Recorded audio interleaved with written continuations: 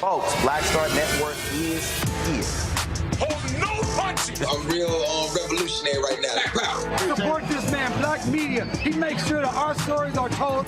Thank you for being the voice of Black America, Roland. Stay black. I love y'all. All momentum we have now, we have to keep this going. The video looks phenomenal. See, there's a difference between Black Star Network and Black-owned media and something like CNN. You can't be Black-owned media and be scared. It's time to be smart. Bring your eyeballs home.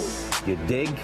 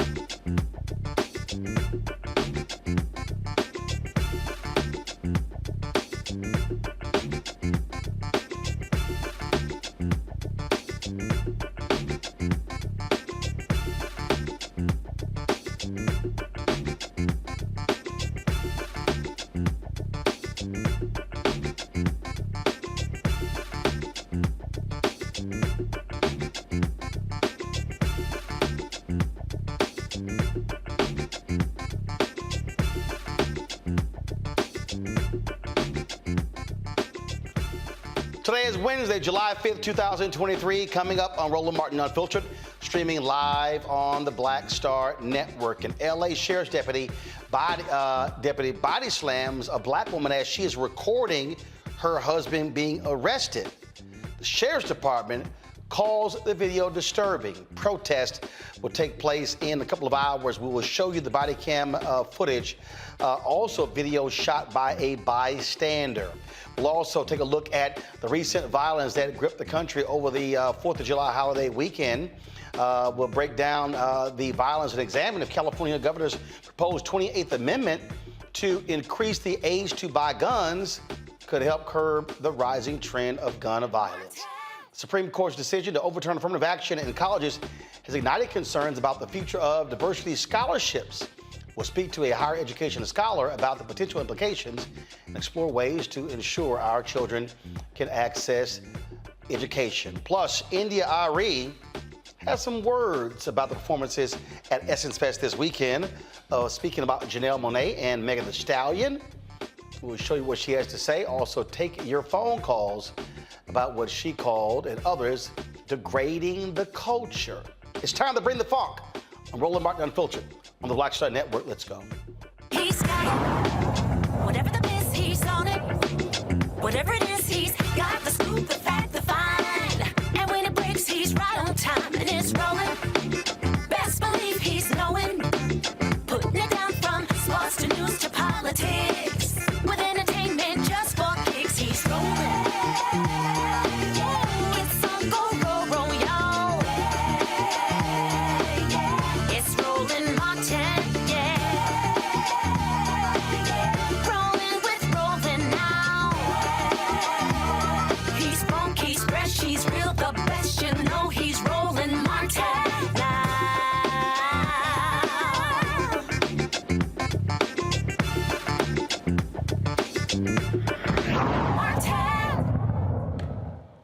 Folks, in California, 2 Los Angeles County Sheriff's deputies are under investigation after a video shows the officers violently detaining a black couple. Now, the officers responded to a report of a robbery at a store in Lancaster on June 24th. An elderly black couple, matching the description of the suspects, was waiting outside the store when the first deputy arrived. The video shows the one deputy giving orders to the man who explains to the officers he told the store to call the police in concern of a robbery and waited for them to arrive. Watch this. Get on the ground, dude. Get out. Put your hands on the hood. Put your hands on the hood. Put your hands on the hood. Put your hands on the hood. Put your hands on the hood. Put your hands on the hood. Listen, have a seat then. Have a seat. Have a seat. Have a seat then. Have a seat. Have a seat. Have a seat. They approached us first, man. Hey, Kirk, I'm making contact now. He's on. Get down. Sit down, dude. We'll figure this out. We ain't getting wrong. Well, if you sit down, we'll figure that out. We just walked out. Can you just have a seat on that rock?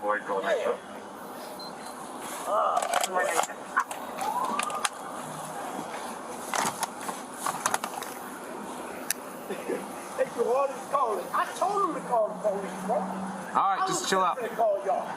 But look, when I said that, Hold on, dude. I waited for you.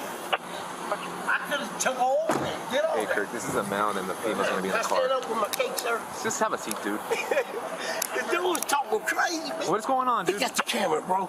He come up, I can order some shit, right? Just relax. Just gonna pat you down, buddy. I don't have nothing. They said there was weapons. We don't know that. Man, I don't have nothing, brother, but a pack of cigarettes. See, there go this. Now what? I'm not even being resistant. That's wife over there. Huh? All right, dude. We'll figure it out. I'm not under arrest for what? You're not under arrest. You're being detained. Detained for what? For what? Dude, calm down. What have I done? I haven't stolen up. Man, I can bust loose. Why y'all doing this shit, man? Boss, why y'all doing all this? Dude, relax, or you're gonna get put down. Dude, just... Man, my wife's a paralegal. Oh, my arm is fucked up, man. My arm is fucked up, Where's man. Wayne? Right here. Tell her place it on. No, you can't touch Have a me. seat. Hey, wait, don't tell me you do that Have to a my seat. wife. Come on, Have a man. seat. Why you doing this to me, man? Calm down. We ain't even did nothing. Dude, See, deputy's involved in the fight. I'm not gonna fight you, man. You put in my Have a wife, she got seat. cancer. She got cancer, man. All right, dude. Man, come on, bruh. I'm not gonna fight with a deputy. You cool. Hey, you a deputy, you cool, bro. I'm not gonna Calm fight down, with you. dude. I calm down. Let me chill up. Can I shut up? No. No, I can't. I'm on sticky ass bushes, man. I hit my Deputy's sister. on the fight. Let me get to you in this code of Man, Wingo. come on, man. Y'all don't have to do this shit, bro. That's wrong, man. You gotta do that too. She got cancer, big bro. Man, don't do her like that, man. Let me Dude, calm shut up. down, man. No, I ain't doing nothing. Let me shut up. I swear to God, I'm not gonna get up. You got my word, boss. You got my word. I'm not gonna get up. Man, she got cancer, man. Well, why are you guys acting like this? She's acting like that because they waited, rolled up on it. Hey, the guard came up on his boat like, that's all he did, bro. Everybody said, I want to get violent with nobody. Have a seat. Bro. You got her? Yeah, man. Man, babe, you all right? No. Let me get 902. She got cancer, bro. She got cancer. Arie is switching and Oh, you gonna her phone. Okay, give me the phone. I'm not doing nothing, man. You keep saying fight. I'm not fighting with y'all. Hey, dude, calm down. I am, but she just... 111, if you can, are you in the parking lot, the window? She got cancer, man. Oh, man, it's my credit card and stuff. Fighting, I can't see why. Just whoa. Let me calm down. Let me calm down, bro. Oh, man, my arm, bro, my arm. You keep bossing me around and throwing me around. Stop. Just quit. Stop it. I can't. Just stop. Just relax. Have a seat. Yeah, bro, hold on. I want to make sure she's all right, She's man. all right. Sit down. I'll sit down. JC, just cooperate, JC. Have a seat in the car. She ain't gonna do nothing, bro. Have a seat in the car. We didn't even leave, sir. We didn't You're making it leave. worse. Get up. I just, Have a seat. Doing So I what? can put her in the back seat. She can I calm want to make down. sure she all right, man. I know. You're gonna have consequences. All you had to do was listen. I didn't do anything. You was mad because I videoed and put it on YouTube. That's why you was mad. Okay, it's a C-111. We're going to have 2 detained. Then we just have fire and a sergeant Wingo. And 1 extra unit. I have asthma. Okay. 111, 10 for you have 1 Colorado, 110 responding, 110 Sam just went 97 and fire is staging. We'll advise them it's clear to enter. Confirm. Hey, firm. Watching on this side. Just confirm, is it for deputy or suspect only? Suspect only, pepper. Can you, whoever's by me, can you move? Because I need to spit. Let's go. Put your It'll be feet up. 111, just confirm, is that a definite quick one? All right, go ahead. I can't. I'm not going to be able to breathe because I got asthma. And 111 advising code 4 is a deputy involved fight at the Winco. Watch out. Code 4 carrying the frequency at 1227 hours. You all right?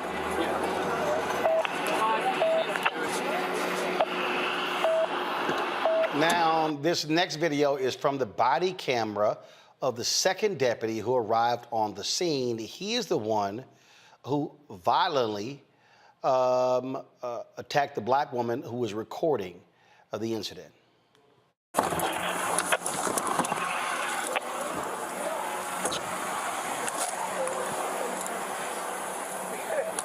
Come here. He come, I need order some shit, right? We're just gonna pat you down, buddy, big dog. I don't have nothing. Okay, relax. We don't know that. Man, I don't have nothing. Okay, we're just gonna pack a cigarette. See, there go this.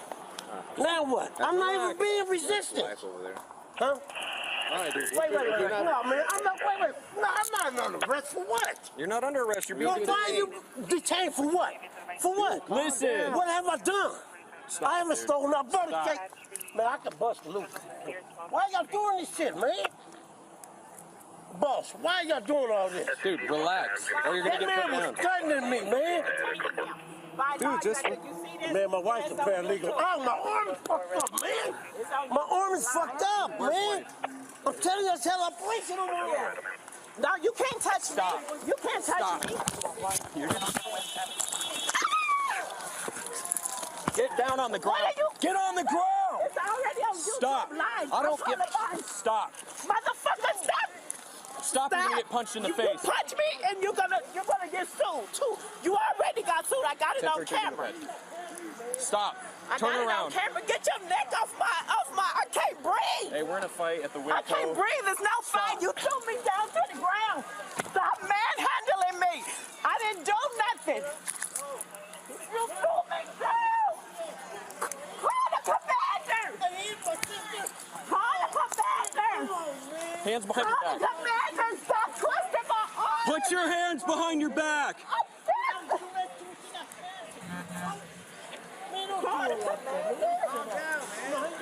Stop. Commander, I'm not doing anything. Call the commander. Call the commander. Give me your hand. Give me your hand. I got my prescription glasses. I don't care. Eye surgery. Put your hand behind your Wait a back. minute, let me get my You're gonna get sprayed again. glasses out my hand.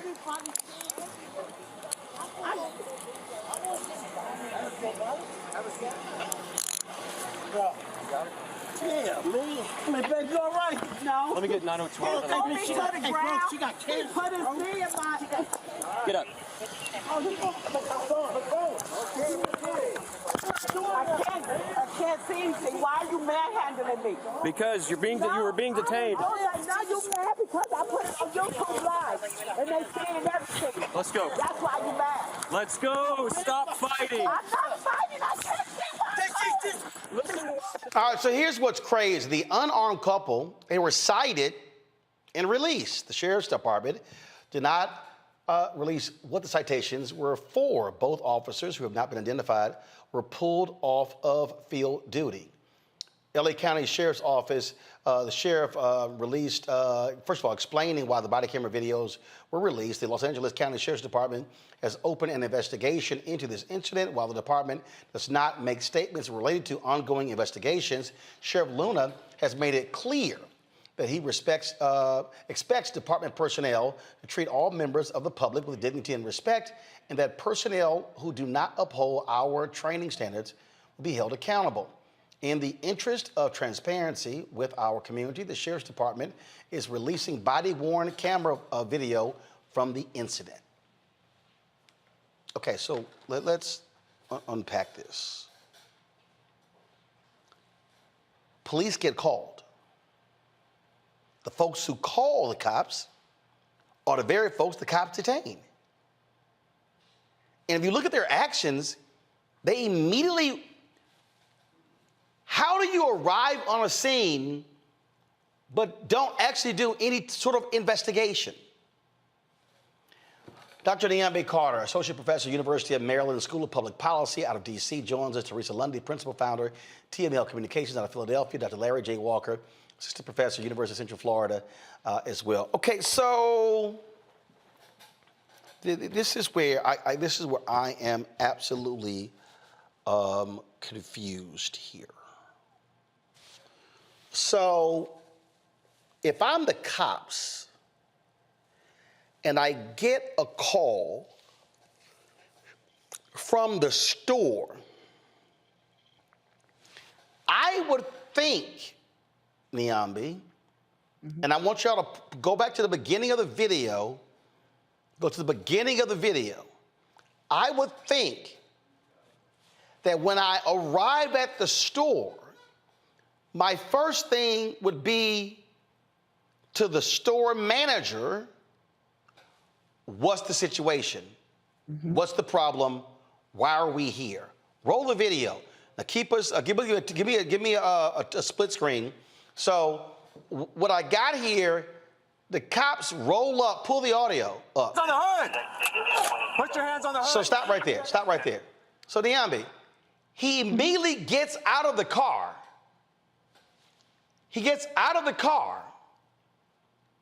And he starts talking to the man, and he hasn't even determined what's going on. Am I the one who think this is crazy? Absolutely not. It's a black face in the vicinity, and they just went to the first person that they thought had committed a crime. I mean, didn't de-escalate, like you said, didn't ask a question, didn't do anything, immediately starts ordering this man to put his hands on the hood and treating him like a criminal with no information. There were probably hundreds of people in that parking lot, in that vicinity at that time, yet all he saw was a black face, and he immediately goes to, all of these procedures that would seem to affect an arrest. And of course, if you're a person who's done nothing and said, I told them to call the police, I waited for you all, he's telling them this, and you still are talking about put your hands on the hood, sit on the curb, do all of these things that would make you a suspect, you're right, you're going to get people who are upset, who are going to have, their cockles raised because they're like, wait a minute, you're not about to arrest me. You're not about to take me down and treat me like a criminal. And that's exactly what happened here. And as you noted, they pepper sprayed these people and then they cite them and release them because they knew these people hadn't done anything. But I think at this point, they had gone too far down the rabbit hole and felt like they had to make a show of force. They had to do something to justify why they treated these lawful citizens like trash, essentially. No one should be treated this way. I'm sitting here, Teresa, again, go back to the beginning of the video, y'all. Again, let me be real clear. They get a phone call. There's a black couple. They roll up, and the first black couple they see, gotta be them. And you're basing this off of a phone call. You don't know who called. You don't know the story. You have no information. So I'm just trying to understand how, if you're the cop, how do you just roll up? Again, turn the audio up. Get on the ground, dude. Get on. Put your hands on the hood. Put your hands on the hood. Put your hands on the hood. Put your hands on the hood.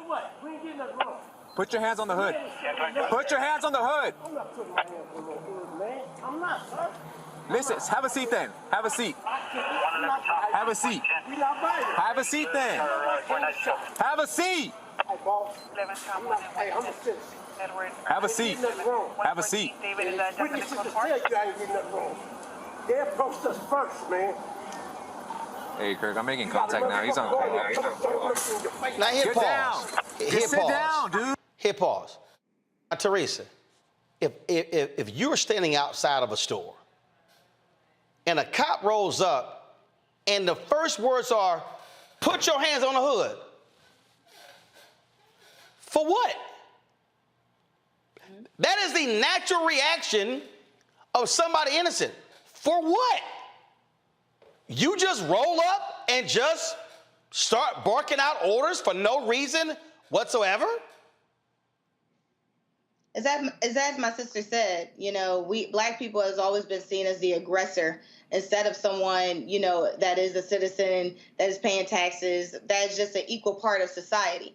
And so when we still are continually having these issues where we're not being treated fairly, we're not being seen as a human being, these are the issues that are happening continuously, and why protests, why racial equity trainings, why DEIs are still happening all across the country is because we have these police officers that are either new, undertrained, or feel like that they have more power than those individuals who actually live in that community. So it's unfortunate that, again, we're still seeing, even 50-year-olds, they look like 50 plus, husband and wife, and she's literally recording, trying to make sure that her husband is good so it doesn't go to a next level. But you have the officers who's not even particularly interested in the situation at hand, not going into the store, not doing their part as police officers, which a part of that is investigating the situation before we put handcuffs on. But again, if we're only seen as the aggressor and someone, again, just because of the color of our skin, we promote fear, which it shouldn't be as such, because we're not the aggressor. We're the ones going in and out of a store trying to get home to our destination. Here's the thing right here, Larry. Go to my iPad, please. Go to my iPad. This is the LA Times story. Lancaster Sheriff Station deputies responded to a reported progress robbery at a Winco Foods grocery store when they encountered a man and a woman who matched the description of the suspects given by store security guards on the 911 call. So, Larry, here's what I want to hear. I want to hear the 911 call. I want to hear that they say an elderly black man and black woman.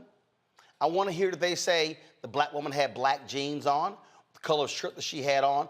That's what I want to hear. Because if the description was black man, black woman, any black man or black woman in that parking lot was automatically a suspect. Roland, this is another example of criminalization of black bodies. We talk about it on your show all the time. It's ongoing. It's been happening for years. And first of all, it breaks my heart to watch this video to see how both of those, citizens are treated by law enforcement. But this is an ongoing situation. So obviously there's going to be, an investigation. There certainly will be a lawsuit. But I think what's really important is that these individuals, these law officers, once the investigation is complete, we can't simply say they should be suspended. If you're treating citizens like this, then you shouldn't be a member of law enforcement. And it's important, once again, of course, we talk about there's going to be black folks that are going to, come together and ensure that these individuals are going to be held accountable. But we can't have them just get a slap on the hand and then a year or 2, 3 years down the line, there's another more violent encounter, perhaps in loss of life, with one or both of these law enforcement officers. But we can't, and as black folks, we're just sick and tired of watching these videos. We're also tired of being assumed to be guilty of something when, as you said, simply sometimes, whether we're walking in the mall, walking outside, in our cars, wherever we are, there's always an assumption of guilt before gathering all the information. As you said, he should have talked to someone from the store to gather more information, to figure out what was going on, and then had a very peaceful conversation, normal conversation with this gentleman if necessary. But to ask him immediately to accuse him and be accusatory and suggest automatically that he was the individual that's been accused of whatever crime they thought was committed is unnecessary. You add in the age and that he also highlighted his wife has cancer, and that the other law enforcement officer pepper sprayed her and threw her to the ground. That individual, that law enforcement officer, should not be allowed to carry a badge and a gun anymore, because we can't continue to allow this to happen. And what I need people to understand, this is real simple. Imagine those cops got the call that it was a robbery, got out of their car, guns drawn. Those folks could have been shot. Yep. Absolutely. This right here, folks, is when we talk about, well, this is a problem. Hold tight 1 second. I got to go to a break. When we come back, more on Roland Martin Unfiltered right here on the Black Star Network. We will talk about so many other stories. First and foremost, Arie, boy, she had a lot to say about Essence Fest this weekend. Also, mass shootings took place all across the country on July 4th. What in the heck is going on? Plus, we'll talk about how Republicans now want to get rid of minority scholarships. What did I tell y'all in my book? It's called White Fear, How the Browning of America is Making White Folks Lose Their Minds. Get your copy, download it on Audible, get it from Target, get it from Amazon, get it from Barnes & Noble, get the book. I'm telling you, I've been trying to tell y'all all this was happening. People told me, other networks with white producers have said, oh, no, we don't like your title. Well, everything that keeps happening, I told you it was going to happen. Be sure to get that. Download the Black Star Network app, Apple phone, Android phone, Apple TV, Android TV, Roku, Amazon Fire TV, Xbox One, Samsung Smart TV. Join our Bring the Funk fan club, of course, by sending a check and money orders, P.O. Box 57196, Washington, D.C. 20037-0196. Cash App, $RM Unfiltered, PayPal or Martin Unfiltered, Venmo is RM Unfiltered, Zelle, Roland at RolandSMartin.com, Roland at RolandMartinUnfiltered.com. We'll be right back. Hatred on the streets, a horrific scene, a white nationalist rally that descended into deadly violence. White people are losing their damn minds. as an angry pro-Trump mob storms the U.S. Capitol. We've seen shooting. We're about to see the rise of what I call white minority resistance. We have seen white folks in this country who simply cannot tolerate black folks voting. I think what we're seeing is the inevitable result of violent denial. This is part of American history. Every time that people of color have made progress, whether real or symbolic, there has been what Carol Anderson at Emory University calls white rage as a backlash. This is the rise of the Proud Boys and the Boogaloo Boys. America, there's going to be more of this. Here's all the Proud Boys, guys. This country is getting increasingly racist in its behaviors and its attitudes because of the fear of white people. The fear that they're taking our jobs, they're taking our resources, they're taking our women. This is white fear.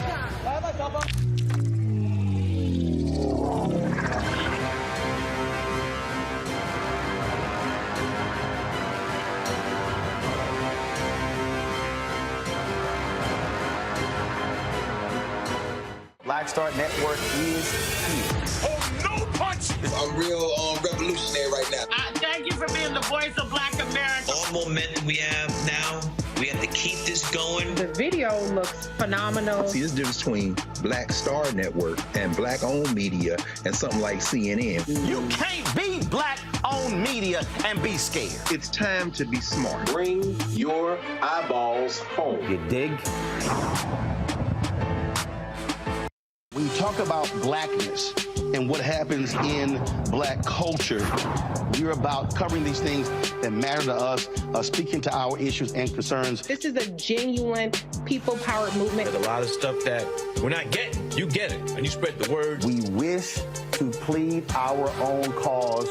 Too long have others spoken for us. We cannot tell our own story if we can't pay for it. This is about covering us. Invest in black-owned media. Your dollars matter. We don't have to keep asking them to cover our stuff. So please support us in what we do, folks. We want to hit 2,000 people, $50 this month, raise $100,000. We're behind 100,000, so we want to hit that. Y'all money makes this possible. Check some money orders. Go to P.O. Box 57196, Washington, D.C. 20037-0196. The Cash App is $RM Unfiltered. PayPal is R Martin Unfiltered. Venmo is RM Unfiltered. Zelle is Roland at RolandSMartin.com. Hey, what's up? Geek Tony in the place to be. Got Kicked Out Your Mama's University, creator and executive producer of Fat Tuesdays, the air hip-hop comedy. But right now, I'm rolling with Roland Martin, unfiltered, uncut, unplugged, and undamn believable. You hear me?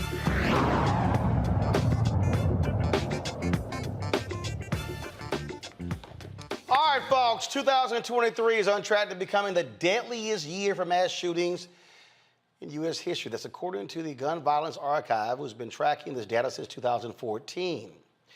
So far this year, there are recorded 351 mass shootings. Yep, 351. Over the 4th of July weekend, 23 mass shootings left 21 people dead, 130 people injured. The deadly shooting happened in nearly 20 states, including here in Washington, D.C.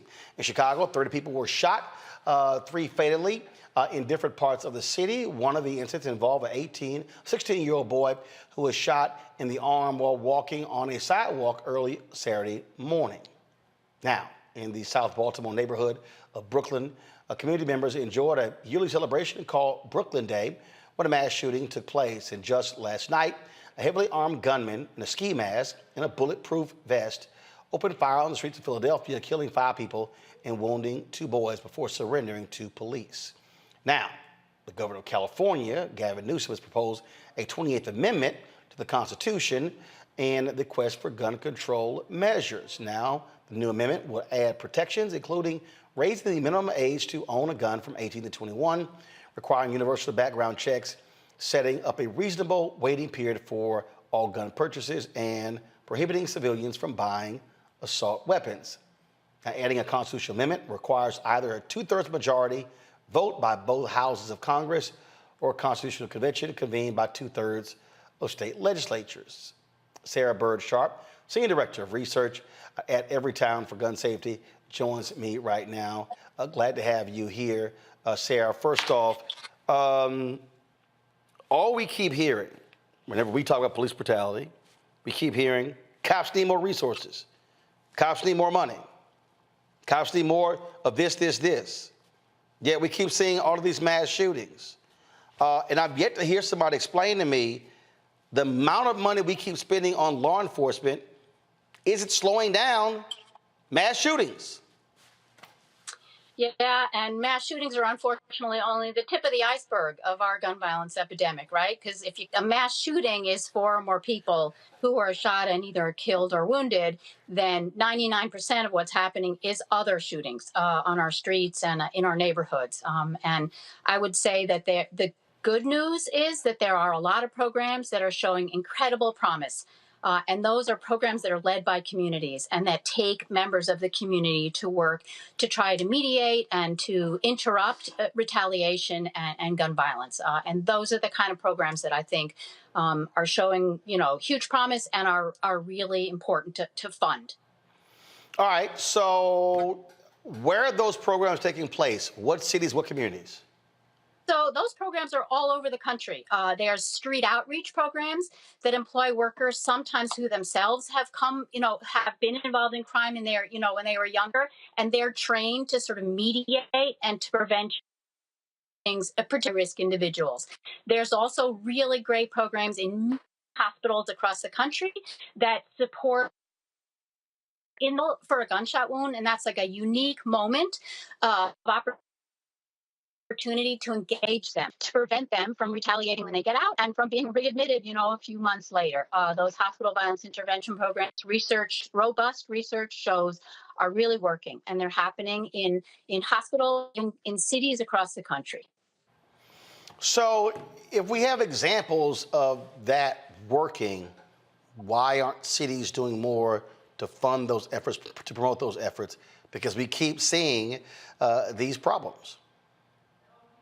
I mean, it's a really great question. And the craziest thing about it is that you can save so much money from these programs. I mean, one, homicide, costs a city millions of dollars in all of the costs. And yet one summer employment program that takes a kid who would otherwise be sort of unmoved, have any structure in their day, and gives them, mentorship and training job for the summer is, $3,000 or so. It's a really, really important ask, and we strongly support these programs, and we are doing research to study them to understand, why they work and where they work best. Let's talk about this amendment Gavin Newsom is proposing. I mean, look, we've got so many red states. I get the point. We can't even get that bill through Congress. How in the hell are we going to get 2/3 of the House and the Senate and then get the states to ratify it? I think my energy on the kind of programs that you just, would be put on the kind of policies that you just talked about at the beginning, because those policies, in states where they exist are shown to work, background checks on all guns so that we can prevent the kind of shootings that we had this weekend of people who should never have had access to a gun in the first place. Background checks are, in a bunch of states, and in those states, research shows that they work. The other one that you mentioned, really important, is the minimum age, right? In a number of states in this country, you can, when you're 18, buy a long gun, including an assault weapon. How does that contribute to public safety how could that possibly contribute to public safety in our communities? Well, you're absolutely right. And again, I just think, I get his point, but I think a 20th Amendment is a long shot in this country. It's been a long time since we actually added a constitutional amendment. Came very close in the late 1960s, but that is simply so difficult. I think, frankly, it's a lot easier if you change the makeup of the House and the Senate to actually get these bills through. But of course, it's going to face stiff opposition from gun-loving Republicans in this country.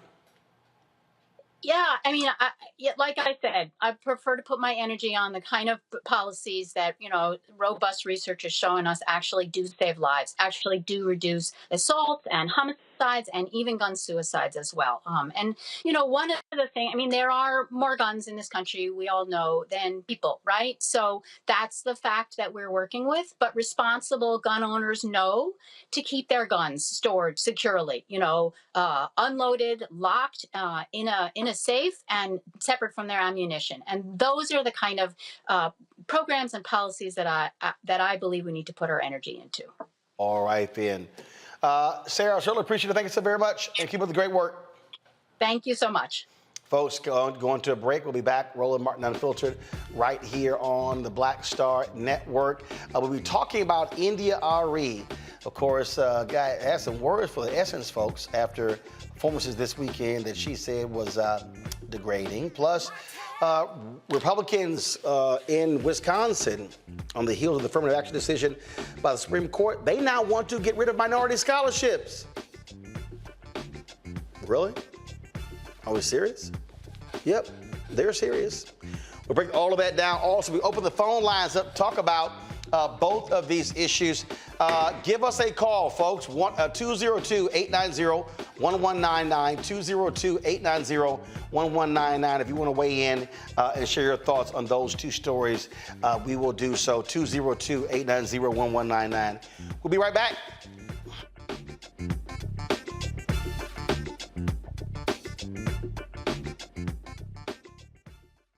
My early days on the road, I learned, well, first of all, as a musician, I studied not only piano, but I was also drummer and percussion. I was all city percussion as well. So I was one of the best in the city on percussion. There you go. Also studied trumpet, cello, violin, and bass, and any other instrument I could get my hand on.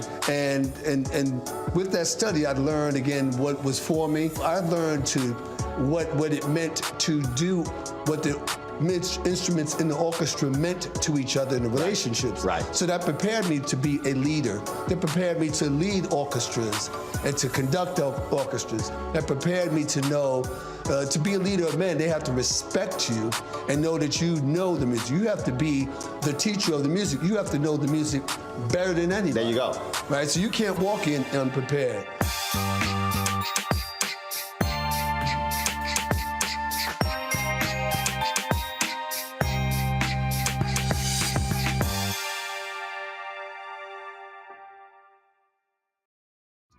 Next on A Balanced Life, we're talking everything from prayer to exercise to positive affirmations and everything that's needed to keep you strong and along your way. That's on a next A Balanced Life with me, Dr. Jackie, on Black Star Network.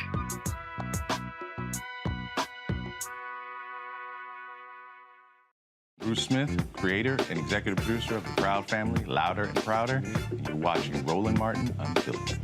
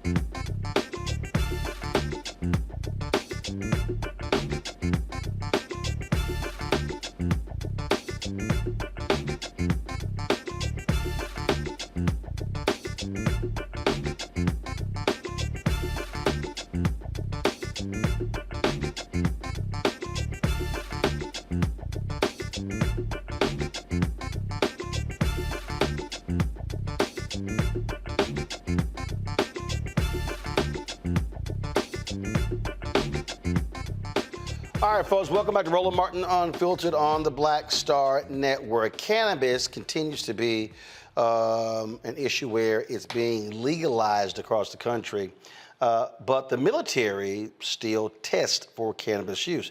Matt Gaetz, Congressman from Florida, he wants that to stop.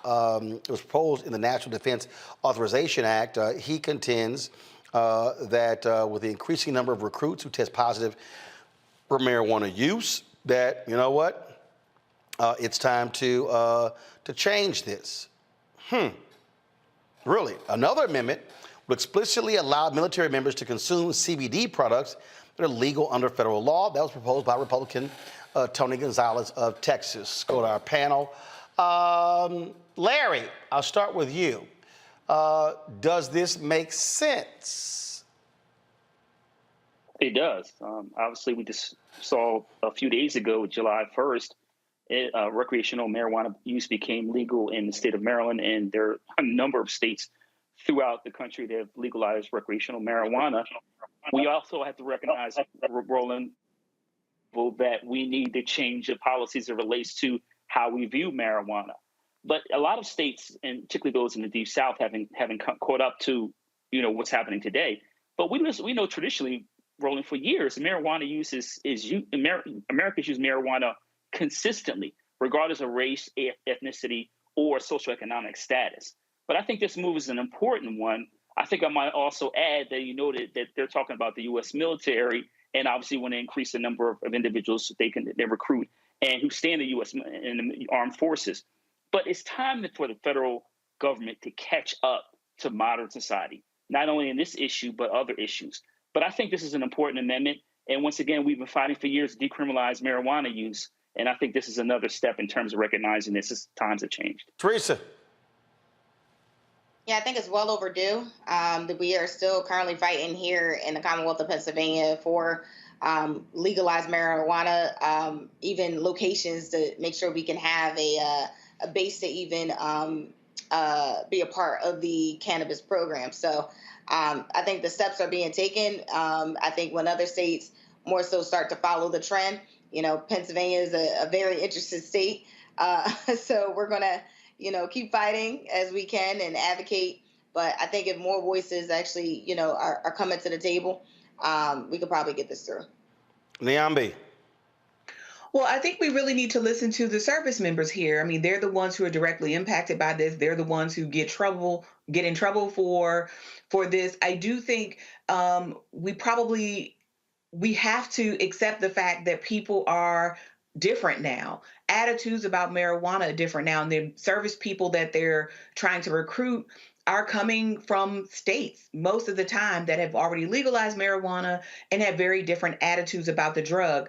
I think it's going to ultimately be up to service members and should be left up to service members what they think best, since they're the ones who have to live under these rules. They're the ones who have to experience the consequences that come from a zero tolerance policy where marijuana is considered. Alcohol is not illegal, and I think many will offer that marijuana is probably not as dangerous or lethal as alcohol. So I think the military is going to probably have to reckon with this if they want to continue to be able to recruit, quite frankly. Interesting point. We'll see what happens there. Let's talk about New York, where Yusef Salaam, one of the Central Park Five, who was later exonerated, is now headed to the New York City Council. He is now being declared the winner. It was a very tight race there in New York, but again, he is now being declared the winner of the Harlem City Council primary. That is a huge move there. Of course, generated lots of attention in 1989 when he and several others were arrested in the case that attracted national attention. Now, of course, winning the primary, now moved to the general election, and pretty much is guaranteed to win that Democratic seat. I think right there, Teresa, it says a lot to have someone like Yusef Salaam, who is going to be operating in a public policy position for him to win, and now gets to, and this is the same person where the city council and Bloomberg fought it like crazy, Mayor Bloomberg, but they actually had to pay that big settlement to them. He now is going to be in a position to have an impact on public policy, especially when it comes to police. Yusef is an example of what we should be looking for in our leaders. You know, he's not an advocate. He's actually a victim of the system. And so him even, understanding that the amount of issues and turmoil that he had to endure for 5 years or, many years, I don't remember the number count, but for many years that he had to deal with prison, he had a very good understanding of what the lay of the land is inside. He could have went to law school, probably did, not sure. But whatever he did, he understood the system. The people love him. That it's not just the story. It's about what you do after the story is told. But he didn't allow the criminal justice system to really define his life. And I think that's probably, more so the staple of why, a candidate like him, fresh, anointed by the people, you could say, is someone that, you want to look to in terms of leadership, in terms of paving the way so other men and young boys, I think at the time he was young, so young boys don't go through the same issues and trauma that he went through over time. And so, again, if we can get, I'm all for the advocates, but if we can get somebody, who with that same mindset, who's really talking about change, to understand it from inside and out, then I think you can really govern not only a city, but, maybe a country one day. Absolutely. Niambi, your thoughts about him again now headed to the city council? Yeah, I mean, listen, that's a feat anywhere. I mean, New York has such a really complicated, incestuous political system. The fact that he was able to penetrate and be successful in one of the biggest cities, in one of the most consequential places anywhere, I think is huge. I think it is also speaking to the appetite of New Yorkers for probably a transformative leader. I mean, I don't know what else he wants to do post city council, but we certainly know this is one route to more leadership and bigger opportunities. But I mean, the city has been crying out from mayor to mayor, whether we're talking about from Giuliani to de Blasio and to now Eric Adams, for better representation of Black people in that city, to not have someone simply tell them, you get more police and we're going to give the police more overtime, but yet we still have housing concerns in that city, right? NYCHA has been under review, under investigation for many months. So you still have poor people in that city can't find any place decent to live, even from the city.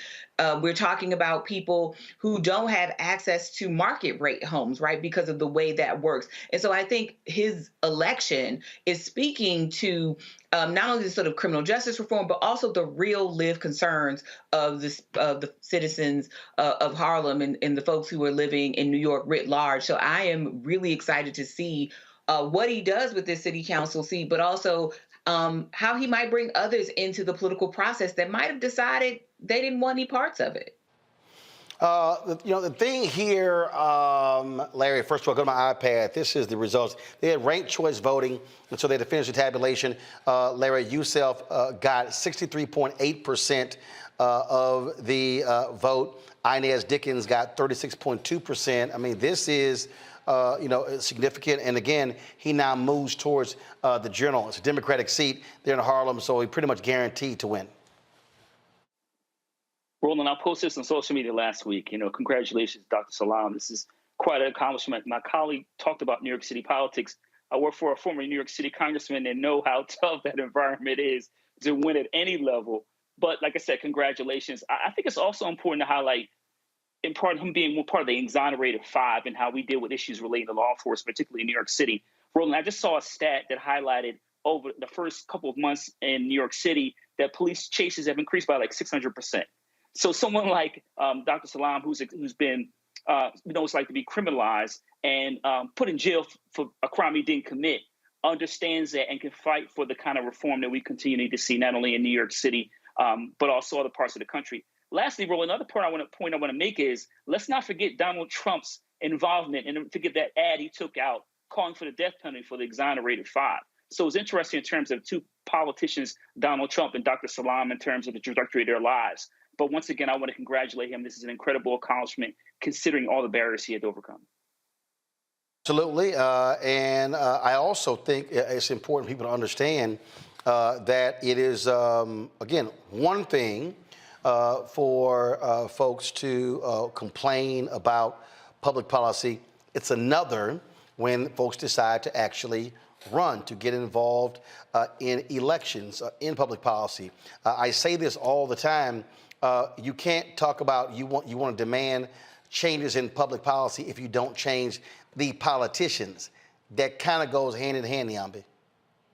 Oh, absolutely. And I think, New York is one of those places because it is so hard to break through. You see the same people over and over and over again. I think it's also important to note how that victory, you look at the margins, they're large, but how few people actually showed up to vote in this election, which also tells you how much people have sort of defected from the process and how much they stay out. I mean, people really don't pay attention to these local elections, but these are the kind of elections that matter. If you care about zoning, if you care about potholes, if you care about trash pickup, you care about having your streets clean, these are the elections that really, really matter. So I think him being there hopefully will be able to bring in not just fresh blood, but a new way of thinking about how business is conducted in that city. He certainly can't do it alone. I mean, the New York City Council is huge. I mean, there are over 50 members, but at least I think him being there can perhaps be a clarion call to other people who think they're too young or don't have enough experience, that they can actually become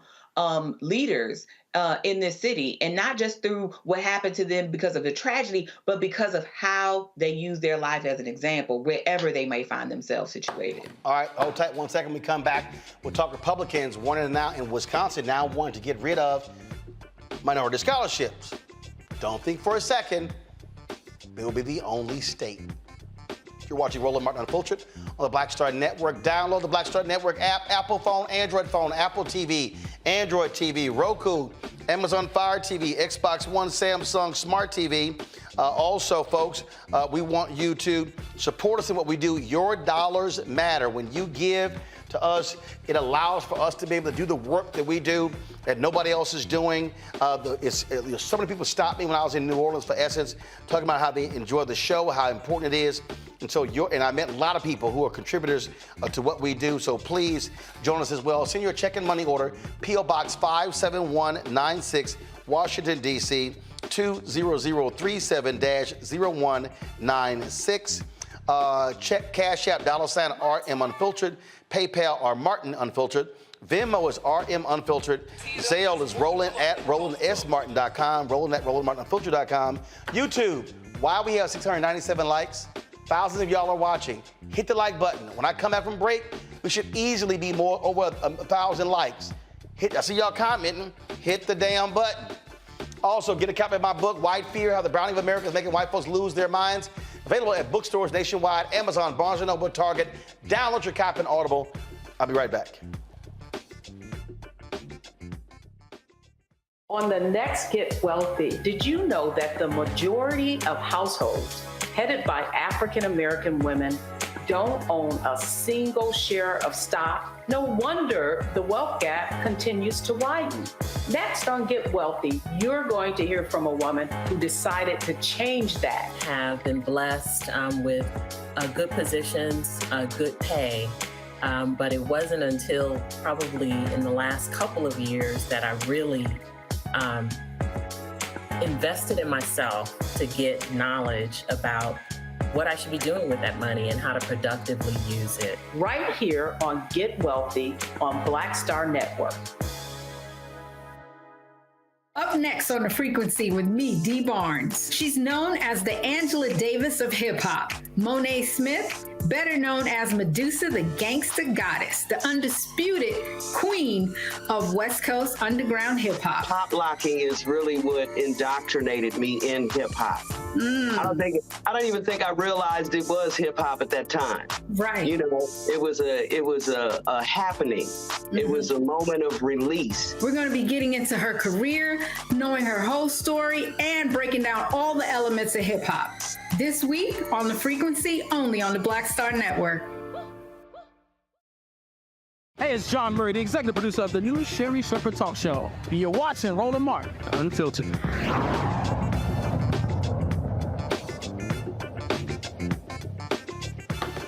Now, I told y'all what was going to happen. I told y'all 9 years ago, 2009, 14 years ago, how white fear was driving public policy. All these folks scared about black and brown people. Supreme Court last week came down to the decision ending the use of race in college admissions. What do you think happened next? Republicans said, oh, now, no use of race in college admissions. Let's get rid of minority scholarships. That's right. The Speaker of the House in Wisconsin threw this out there. He's the State Assembly Republican Speaker. Robin Vos suggested he'll move to ban grants designated for minority undergraduate students in Wisconsin. He responded to a tweet claiming a minority scholarship program designated for students who are Black, Indigenous, Hispanic, or Laotian, Vietnamese, or Cambodian descent amounted to discrimination. He said, we're reviewing the decision and will introduce legislation to correct the discriminatory laws on the books and pass repeals in the fall. Education scholar Dr. Mary McConnor, owner and founder of Inclusive Excellence Consulting and hire from Memphis, joins us right now. So, all right, look, this is real simple, Mary, and I keep trying to explain to people what was going to come down, how this thing was going to unfold. Bottom line is, these white conservatives, they hate DEI, they hate multiculturalism, they hate affirmative action, they hate quotas, they hate anything that deals with trying to deal with the issue of race in America. Yeah, it's unfortunate, but it is true. And I'll tell you, I used to be a chief diversity officer at a university, and I kind of saw this coming. I'm not anymore, but I still do some DEI work. And when I saw what was happening in Florida with the DEI bans and what happened in Texas, I knew, I was like, okay, they're gaining some momentum here. And, once SCOTUS, made that decision about race-conscious admissions based on affirmative action, I knew, I was like, okay, this is giving them a lot of momentum to say, okay, let's look at everything. Anything that has strategically leveled the playing field for students with historically minoritized identities, we're going to go after it. And so, like I said, unfortunately, while I think it's really unfortunate, a part of me was not surprised. And what I'm hoping that folks don't do is bury their heads in the sand and hope that somebody else solves this problem. I think it's important for us to speak up and say, hey, this is not okay. This is not okay. Charles Barkley, he announced after the Supreme Court decision that he had changed his will and for $5 million to go to black students. The reality is you can do that when it comes to your private money. But I'm telling you, these folks and many of our people living in these red states, they are going to attack anything that deals with trying to level the playing field. That's exactly right. And shout out to Chuck, by the way. I'm an Auburn grad, so War Eagle to Chuck. And I did see that announcement come out about him trying to create scholarship opportunities for Black students. But you're absolutely right. And I think right now is a really pivotal time for higher education, right? Because a lot of these schools have said, okay, we're committed to equity and inclusion. We care about our students' success. We want all students to come here. So now it's up to them to decide, okay, well, you made this commitment. What are you going to do to ensure that these students still have access to a quality education, right? Whether it's looking at it from a holistic admission standpoint or figuring out, okay, affirmative action, we know you can't use that anymore for admissions, but what are you going to do to make sure that you are admitting students that you promise to admit and to create opportunities for? Questions for the panel. Larry, you're first. Yeah, thank you for, your insight. So I'm in the state of Florida, and I already kind of what Roland talked about. I saw what was happening once the DEI bill went in effect a few days ago, and I talked about the impact it's going to have on minority scholars. But I wonder what your thoughts are about, use the phrase like turning back the clock, so to speak, in terms of what's happening with some of these laws. And I'm curious in terms of how much of a dramatic impact, because Roland's right, this is going to happen. We'll see it in Florida soon.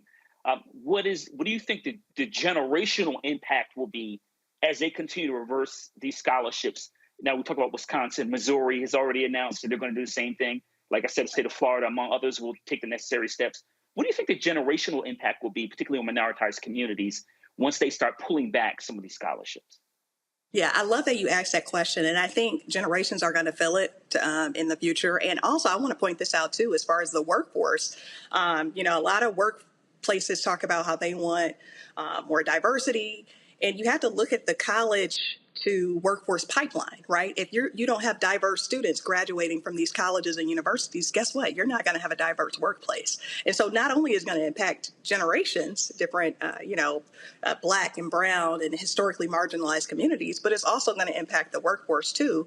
And that's why I think it's equally important for all of the employers who have made these commitments to equity and inclusion and to creating opportunities for folks with historically minoritized identities to speak up as well. If they truly are committed to the work, now is the time to make a stance and say, okay, we are going to continue doing what we said we were committed to doing. Niambi. So thank you for that. So how do you think this might trickle up, if you will? So they're starting with undergraduates, but we also know that there are different kinds of pipeline programs for graduate education, even faculty hires, right? There are varying ways that faculty of color get hired, and you're still talking about a relative sliver of Black folks in the faculty ranks and certainly in the tenured faculty ranks. So how do you think this kind of moment where they're talking about scholarships for undergraduate students trickle up to these other levels of higher education? Yeah. And you know what? That's an excellent question. And a lot of colleges and universities, they're already seeing it, right? So at one point, a lot of colleges and universities went to requiring that faculty members and staff members write diversity statements, right? If there was a position open, it was like, okay, tell us your stance on what you think about diversity and inclusion. And a lot of organizations have already taken that away.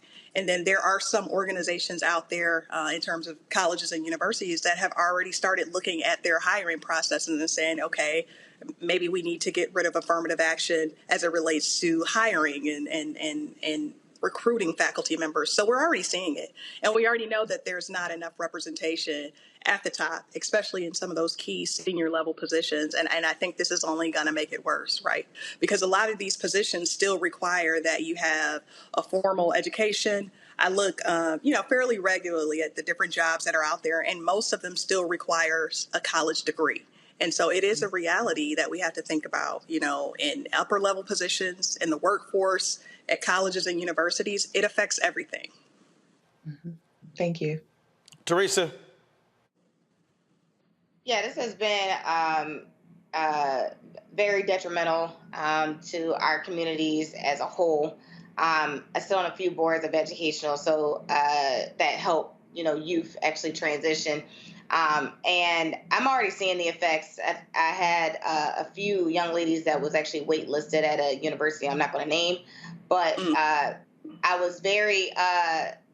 They also kind of quoted the Supreme Court decision about the scholarships and kind of went straight to here's the FAFSA plan, and versus the actual scholarship and the opportunity. Like they closed the deadline. It was just a weird situation. So I think maybe my question is, will you see more of these undergrads that are trying to transition into, these post-secondary schools going to community college since it is a cheaper option? I think so. I think we're going to see more undergrads going to community colleges. And you know what else I think we're going to see? I think we're going to see especially Black undergraduate students going to HBCUs. And I'll tell you all, I've always been a strong advocate for HBCUs. I did my dissertation, my doctoral dissertation on historically Black colleges and universities, and just looking at, the student experience there and looking at the faculty experience. And here's what we know. HBCUs are known for creating inclusive environments where students thrive. My thing at this point is for any student listening to this or any person who's thinking about going to college, consider going where you know that you can thrive. And if you know that an HBCU is going to be the best fit for you, then I want you to consider that option, especially HBCUs. Let's be real. They have been educating Black students for centuries when Black students were not admitted at predominantly white institutions. And so they have always played a pivotal role in our educational system here in the U.S. So maybe the message is for HBCUs is, as you just made that statement, is to invest more in HBCUs, right? So taking what Charles Barkley did, and since this I don't know how many HBCUs we have in the country. I probably should know that number. But maybe that is a message across the country, is to invest more in HBCUs and looking into their enrollment to make sure that we still have a leg up. Yeah, I love it. But here's the deal, Mary. But Mary, here's the deal, though. I mean, and Teresa makes a good point, but I need people to understand numbers, pure numbers. There are 107 HBCUs in the United States. Correct. They have 237,000 students. 20% of them are non-black. Mm-hmm. There are 1.6 million black students at PWIs. Correct. So if 10% of the existing black students go from PWIs to HBCUs, that's nearly half. That's more than half of what the current capacity is. They literally do not have a capacity. North Carolina A&T is the largest HBCU with about 12,000 students. That's it. You've got some mid-size PWIs that are 25,000 students. So when we talk about, again, this shift, we're talking about a shift that's going to require hundreds of millions of dollars, billions of dollars, buildings, dormitories, housing, and that's not going to happen overnight. And so I just want people to understand what the numbers actually look like. I think what happens a lot is when we talk about HBCUs, I think a lot of us actually think they're larger than they actually are. Yeah. Now, I hear what you're saying, but I still think that HBCUs play a pivotal role when it comes to education. And I do want to go back and say that predominantly white institutions, there are several predominantly white institutions out there that are truly committed to the work, because I've seen it. I've worked in the space. I've worked as a consultant with different institutions. So I'm not saying that every black student should just abandon a PWI tomorrow, like get up and leave. But what I am saying is that if you find that there are institutions out there that are more committed to seeing you succeed than others, then consider that option. I live here in the South part of the country, and I know like there are some schools here that are more committed to it than others. I've seen it. And if you feel like, okay, you know what, I'm going to go out west, I'm going to go to the Midwest, I'm going to go out east to a school that I know where I would feel a sense of belonging, I feel like they care about my success, then that needs to be a viable option. But I think students need to look at all options. Oh no, absolutely. But what I want folks watching and listening to understand that when we have this conversation, we're talking about pure numbers. Yeah. We saw it this year. Florida A&M, Morehouse, Tennessee State, Texas Southern, numerous institutions, even with the existing capacity, because there's been an increase of folks applying to HBCUs in the last 3 to 5 years, they can't handle the capacity right now. Mm-hmm. And so we need the public to understand, when we talk about support HBCUs, especially state institutions, that is going to require a massive level of investment, and we must be prepared to argue and actually fight for that investment. Otherwise, you're going to have an increase of thousands of students applying to our HBCUs, and they literally will not be able to take them because they can't handle the capacity. Yeah. Roland, I agree with you. And so what I view your statement as is a call to action. It's a call to action for us to say, okay, we know that we are potentially going to see an influx of students wanting to apply to historically black colleges and universities. How are we prepared to support this? How are we prepared to support administration? How are we prepared to support the faculty? And most importantly, what kind of resources are we prepared to put behind it? So, I mean, I agree with everything you're saying. I do recognize that it's a capacity issue, but I also think that it's important for us to think about how we're going to support these institutions and institutions that are actually committed to supporting black students, brown students, indigenous students, and students with historically minoritized identities. All right. Well, look, there's definitely going to be a fight all around this country when it comes to these scholarships. Folks, get prepared because it's coming. Mary, we appreciate it. Thanks a lot. Thank you. All right, folks, when we come back, India Arie makes some comments about Essence Fest regarding the performances of Janelle Monae and Meg Thee Stallion. It's got lots of folk talking. We'll show you exactly what she had to say and what the reaction has been when we come back. Roland Martin Unfiltered on the Black Star Network.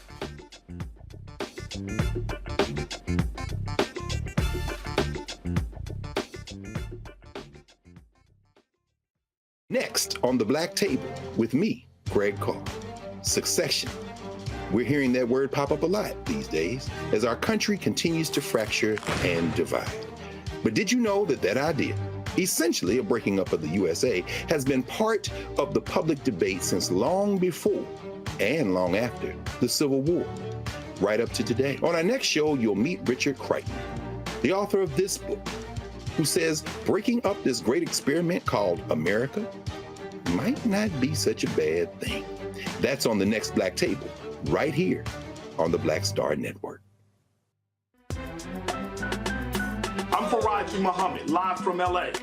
And this is The Culture. The Culture is a two-way conversation. You and me. We talk about the stories, politics, the good, the bad, and the downright ugly. So join our community every day at 3 p.m. Eastern and let your voice be heard. Hey, we're all in this together. So let's talk about it and see what kind of trouble we can get into. It's The Culture, weekdays at 3, only on the Black Star Network. Me, Sherry Shepard, with Sammy Roman. I'm Dr. Robin B., pharmacist and fitness coach, and you're watching Roland Martin Unfiltered.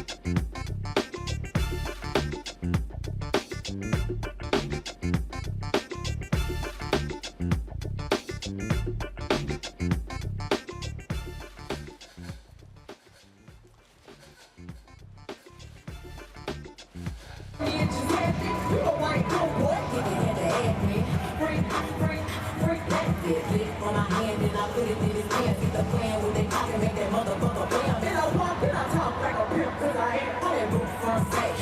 Tell my pussy can't come. This is time, give me head and double way. Show me niggas head from the head of state. Hey, 20 weeks, make it clap on his face. Hey, freak, nasty. Ain't gon' get no pussy, but he holding that he do. Walking all over the niggas, so he buy me all my shoes. They calling him a trick if he only buy a fool. Hey, freak, nasty. Ice on my neck, let it drip down my chest.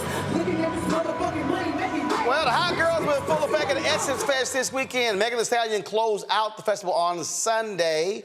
Of course, the previous night, it was, of course, a great performance by Missy Elliott. But a lot of people are commenting about her last set. In fact, Janelle Monae performed as well on Friday night. That also had some folks talking as well, especially when she flashed her breasts as she was singing about her areola.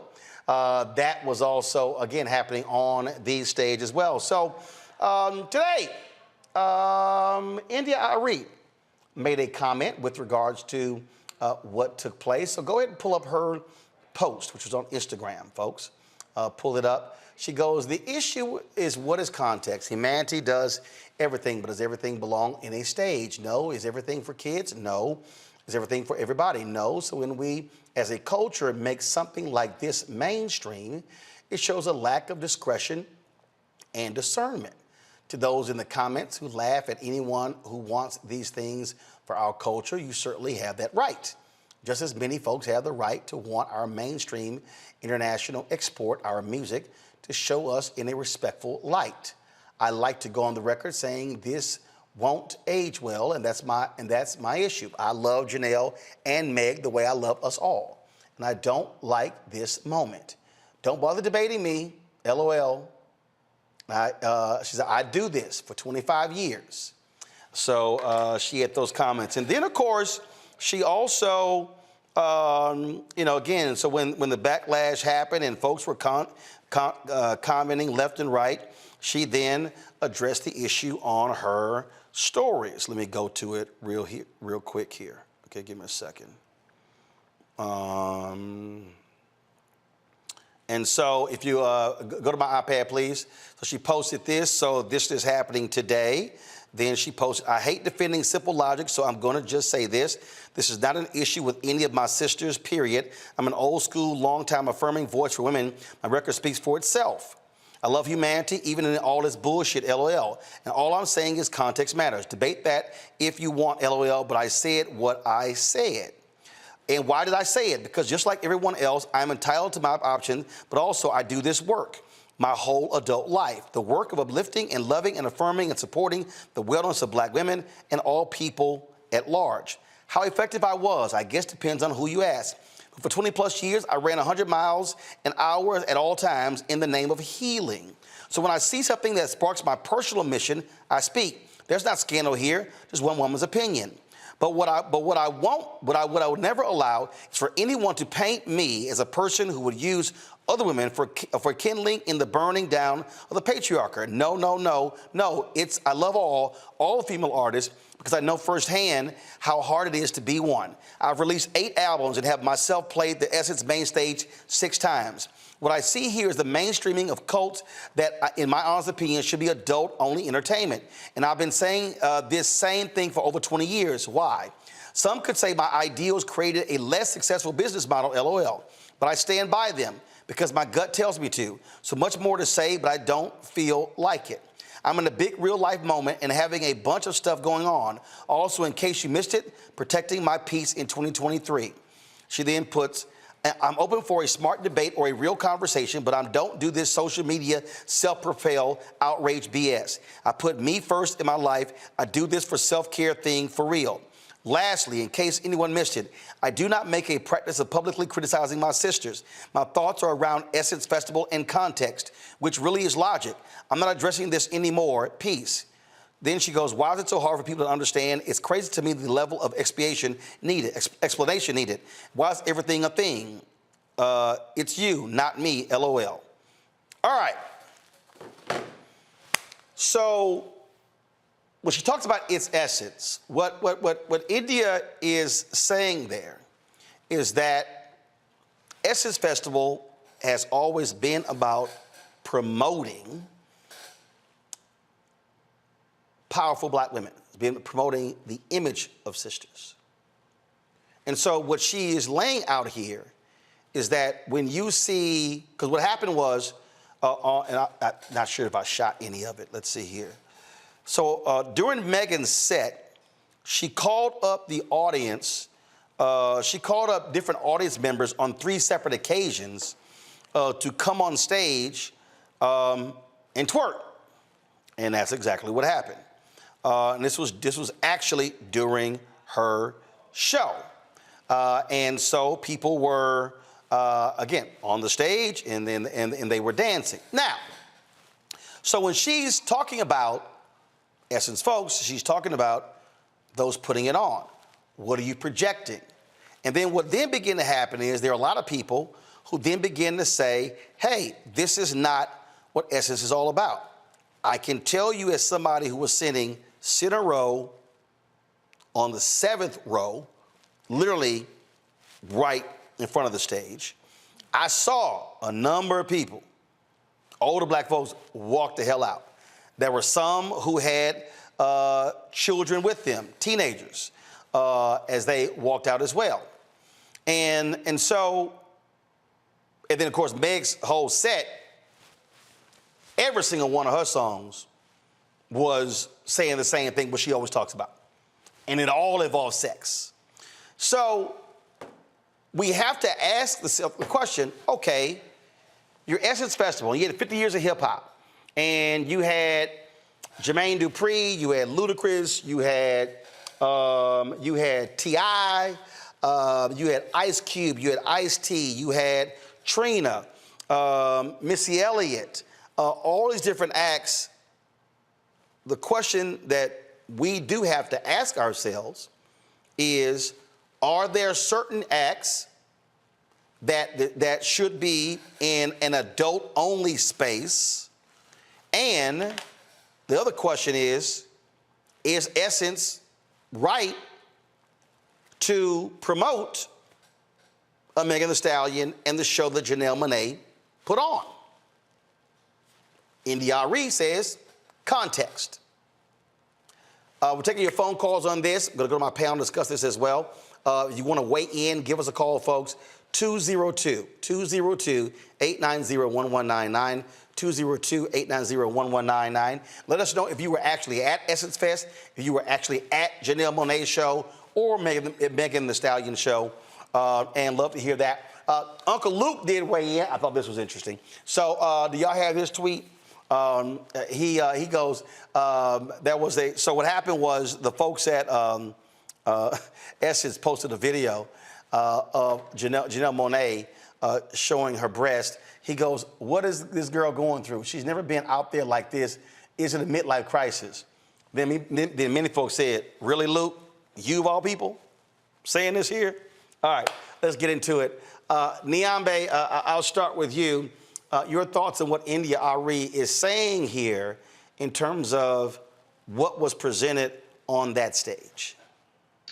Well, look, I mean, people have their opinions. I mean, everybody's going to feel differently. I think Essence knew full well what they were doing when they invited Janelle Monae, whose breasts are freely shown on her album that's out right now, and Megan Thee Stallion, whose music has always been very explicit and very adult. So they knew what they were booking. I think, you know, her point about context, I think, can be made about lots of things, because Juvenile was also performing Back That Ass Up at this same Essence. And so I'm always interested when women become the sort of targets for critiques about sexuality and over-sexualization. Now, I don't think Arie was attempting to call out those two women in particular, but I think perhaps she feels like people like my mother feel, or people like my aunties feel, who feel like this isn't the venue. This is crass behavior that should be somewhere else. I mean, I think at this point, we should probably stop being shocked by respectability politics And I think there's a conversation to be had here, but I don't think that anything India Arie said is anything that we haven't heard before or anything that we are unfamiliar with. I think people have very different visions and versions of what their feminism looks like, or what it looks like to uplift and uphold Black women.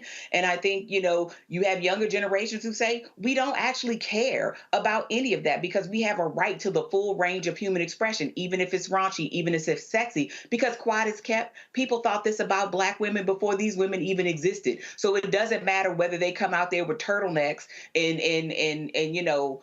sway back and forth. People are going to think what they're going to think. So, I think it's just a difference of opinion that this will never be resolved. This has been going on for time immemorial. Teresa, is it respectability politics, though? Because if what I'm hearing is, all right, you're talking about the previous acts that you've seen. Essence is actually, for years, next year's going to be the 30th anniversary of the music festival, for years has really focused on an adult audience. Now you're talking about really a 25-54. So now the question, and obviously, in order to remain relevant, then you still are having popular artists today. So the question then becomes, is this a culture clash between generations, or is it a question of saying, okay, because look, I remember Janet Jackson had her show, which was very sexually provocative on stage, but it wasn't as in your face, if you will, with the language as Meg Thee Stallion. And I can compare those two because I was at both, I've been at Essence the last 15, 16 years, and I remember the Janet Jackson set. Well, personally, I grew up in a very traditional household. So some of the ways, that women are carrying themselves in the music industry, for me, it's just a little bit of distasteful. I feel like, I'm in my 30s. So part of the music that I love was the R&B, the soul, the classics, the India Aries, the Erykah Badu's. And so that type of music actually was empowering.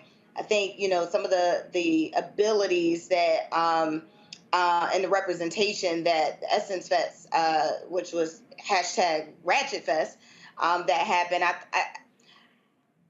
The comments, I was going back and forth. Personally, again, I'm uncomfortable with, some of the actions because, again, I have men look at me as a beautiful Black woman and think that I am almost like some of the artists that are doing these twerks and expecting me to do whatever, right? They may not be saying it out loud, but some of their attentions are guided towards that practice. And so I would probably say those, the newer generation, yes, they are finding themselves differently. The music is very different. We are rarely hearing music that, is about uplifting and empowering. You may get a line or two out of these nuanced artists, but if we were to go back to basics and we go, to real sold out concerts and what it looked like, it wasn't, all this, sex everywhere, right? And so I think going to your questions about intergenerational pretty much communication with this culture war, not war, but communication may actually look like between the old Essence and maybe the new day Essence. I'm sure Essence is just still trying to find a balance on what that looks like, but we also have to remember the type of artist that has been coming out in the last 10 years, right? And what's been trending. And these type of artists are, some of them are just getting play because they have the most social media followers and now they end up on the main stage versus actually creating music that was really inspiring. So for me, I was, I'm good on both of them.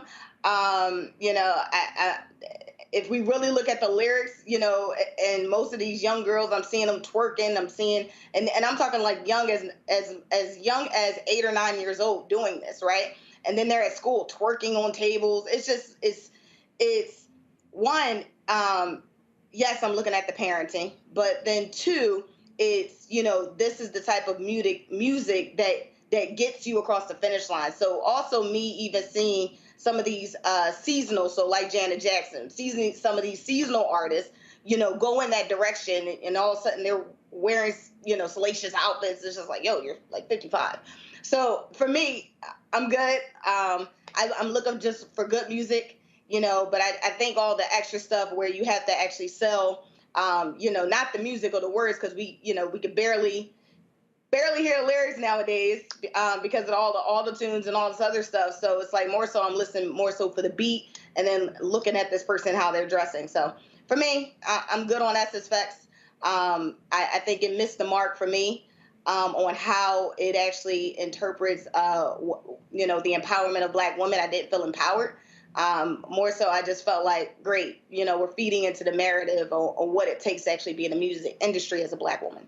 I do not, because what I'm looking for is a video when Jan Jackson performed, and it was the first. It wasn't her last appearance, and I must have it on my laptop, not on my phone. But I do remember 2016 when Ciara performed, and there were some people in the audience who were kind of like, "Did she just do that on stage?" This is what they were talking about.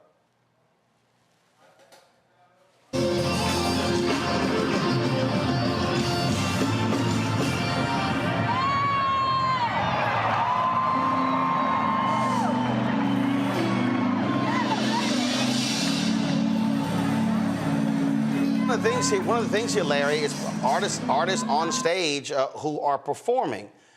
I think when we talk about essence, what you're also looking at is when you have a range of ages that are actually in the audience. And there were teenagers, adults, senior seasoned saints, all in that Superdome. And so that's what I think is also different here, because Essence has so many different acts on the bill that if you stay for all of the concerts, I mean, you're talking about a plethora of folks. And so I know some folks who were there for the Ladies of Hip Hop, and they were like, I'm only here for that.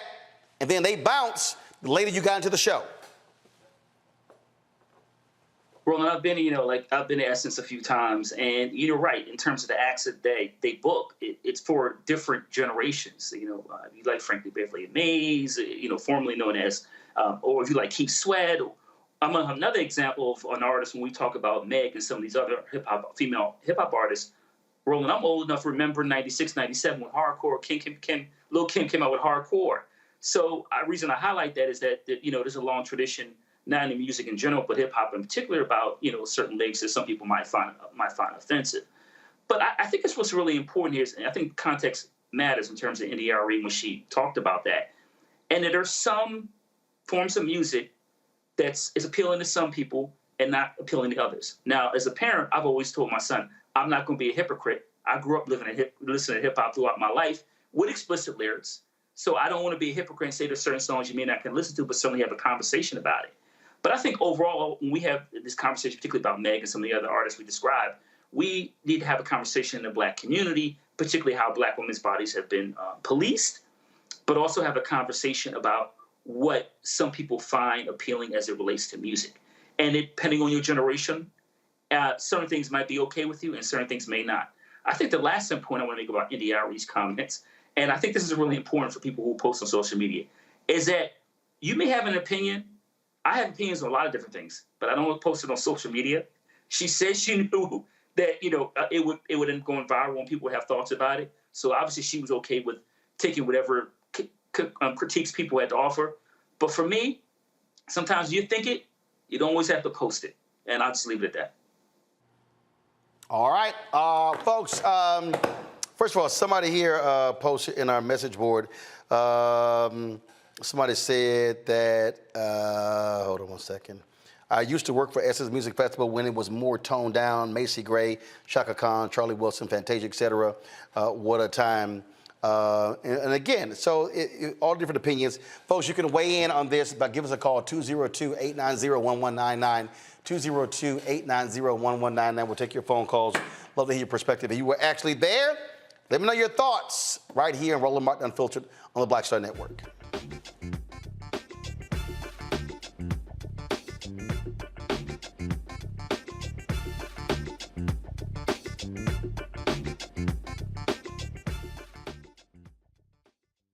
hatred on the streets. A horrific scene, a white nationalist rally that descended into deadly violence.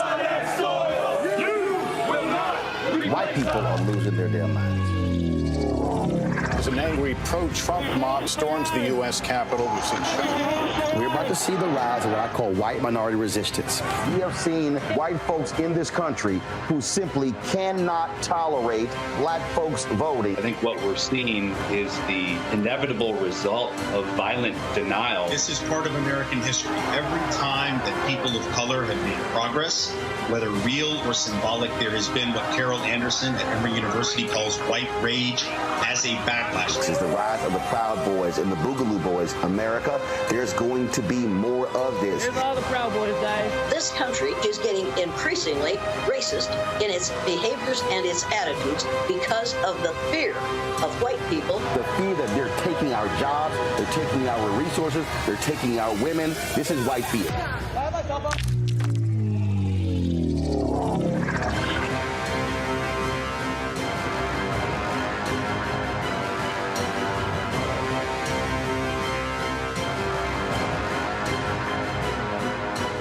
Black Star Network is here. Oh, no punch! I'm real revolutionary right now.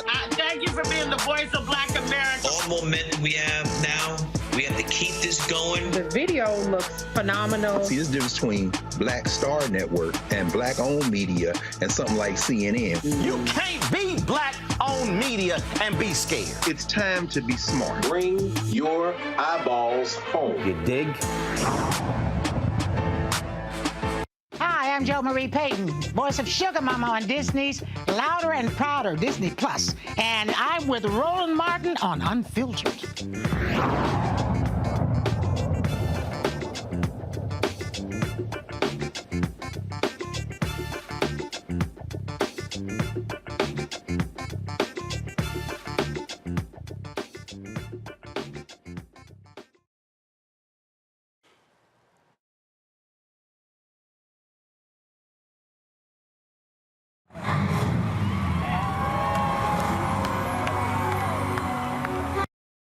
That was some of Meg Thee Stallion on Sunday night at Essence. Folks, again, have been talking about it. Was it too much? Was that improper for the Essence Festival stage? Does it actually speak to black female empowerment? Also, Janelle Monae with her show that some deem to be highly sexual as well. Yvette Thomas, Oklahoma City. Yvette, you're on the air. What's up? What's your comment? Yes, my name is Yvette Thomas from Oklahoma City, and I think it was totally inappropriate. I feel that women should leave something to the imagination. That's sexy, that's alluring. What they're doing is trashy. I think it was disrespectful to the legacy of Essence, and I think that it's doing nothing but perpetuating the stereotypical assertion of that's given to black women. So it's just trash. It's nothing to me but a pornographic prostitution, live pornographic prostitution show. They're giving the audience the porn, and they're prostituting for the record label, and they're degrading themselves and all black women. Black women are black queens that should act regally. Thank you. Thanks a lot, Yvette. Iris Lee from Wisconsin. Iris, you're on Roland Martin Unfiltered. What's your comment? Hi. My comment is the Jill Scott anthem. I think you should have led with that. The anthem, the way she worded it, was just, you felt that. That was I didn't attend the Essence Festival. I've seen, But there was no controversy over her anthem. No, I was there. I know what you're talking about. And folks didn't walk out on her anthem. They did on the Megan performance. Well, which came first? Let me ask that question then. What do you mean, which came first? Jill Scott performed on Saturday night. Megan Thee Stallion? No, first of all, Janelle Monae. Scott came first? No, she did not. Janelle Monae performed on Friday night.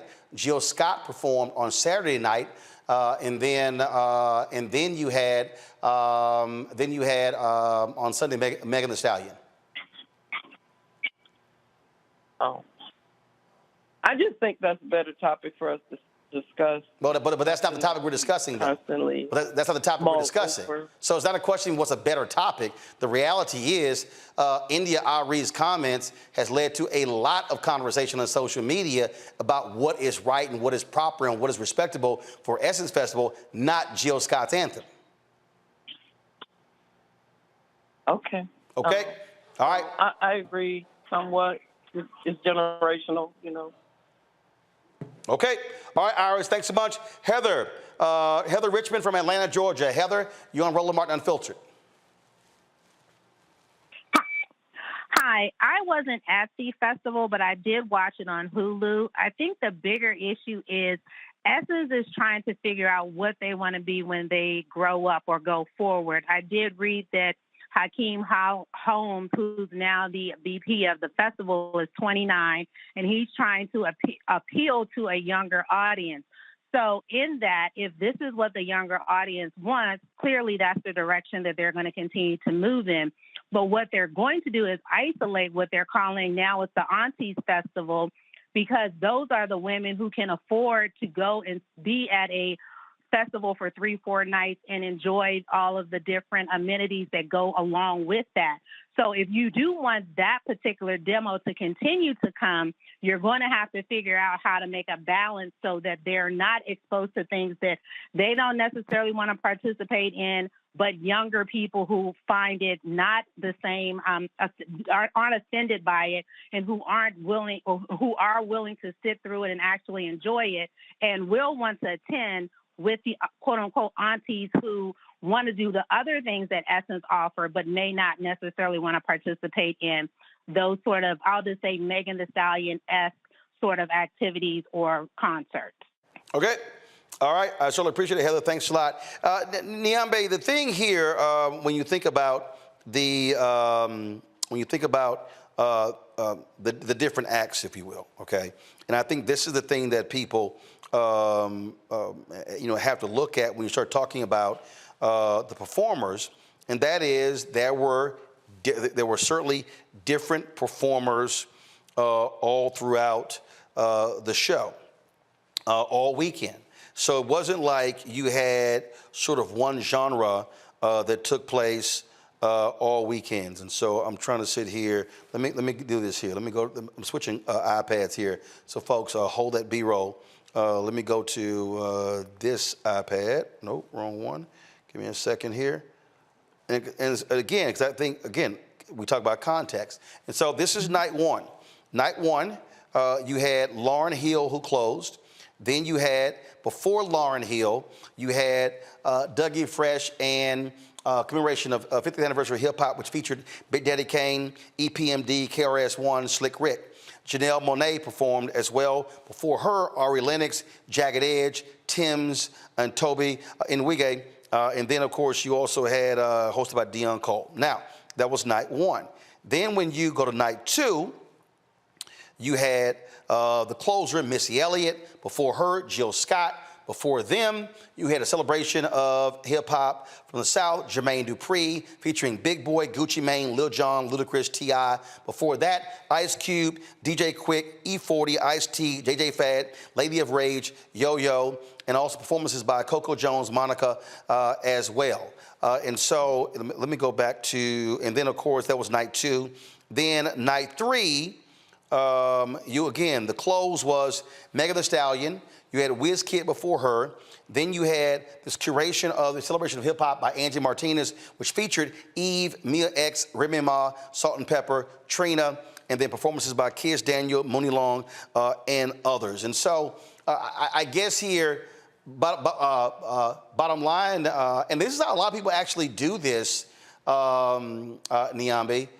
They like some artists, and what they'll do is they'll stay to watch them, and then they'll leave and go get something to eat or go to a suite or go somewhere else, and they don't like the particular artist, and then they actually might come back. And so that's also how a lot of people also operate when they're there. I can tell you what typically happens, those early shows, I would say anything from 7 to 9, especially in the front sections, damn near empty. But most people are coming there for the final 3 acts. And so it varies as to how people, so you have all of these different options based upon your musical taste. You don't actually have to stay for all of the concerts.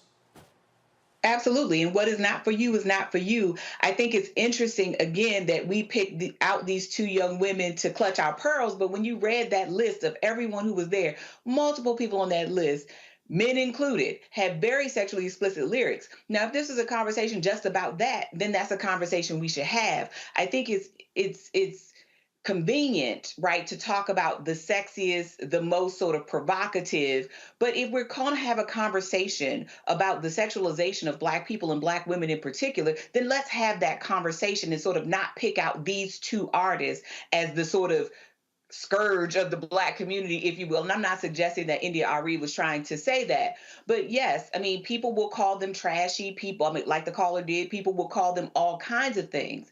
But again, it's all about what your taste is. And if this is not for you, you shouldn't go see them. And I'm not suggesting that you shouldn't be able to go to any of the concert. There clearly were a lot of different kinds of artists to select from if it was your fancy. But again, Meg Thee Stallion and Janelle Monae and some of these other people are not making music for everybody. I too am young enough to remember when hardcore came out and we had the same conversations about Lil' Kim and Foxy Brown. We had a lot less energy for the Lukes of the world. And some of these other, men who were also making sexually explicit lyrics. But nonetheless, this conversation will be a conversation that we will continually have, because I think it's unfair to sort of lay the sort of burden and the stigma of Black women's over-sexuality or over-sexualization at the feet of these young women, when again these ideas about who we are sexually and otherwise have been around for centuries.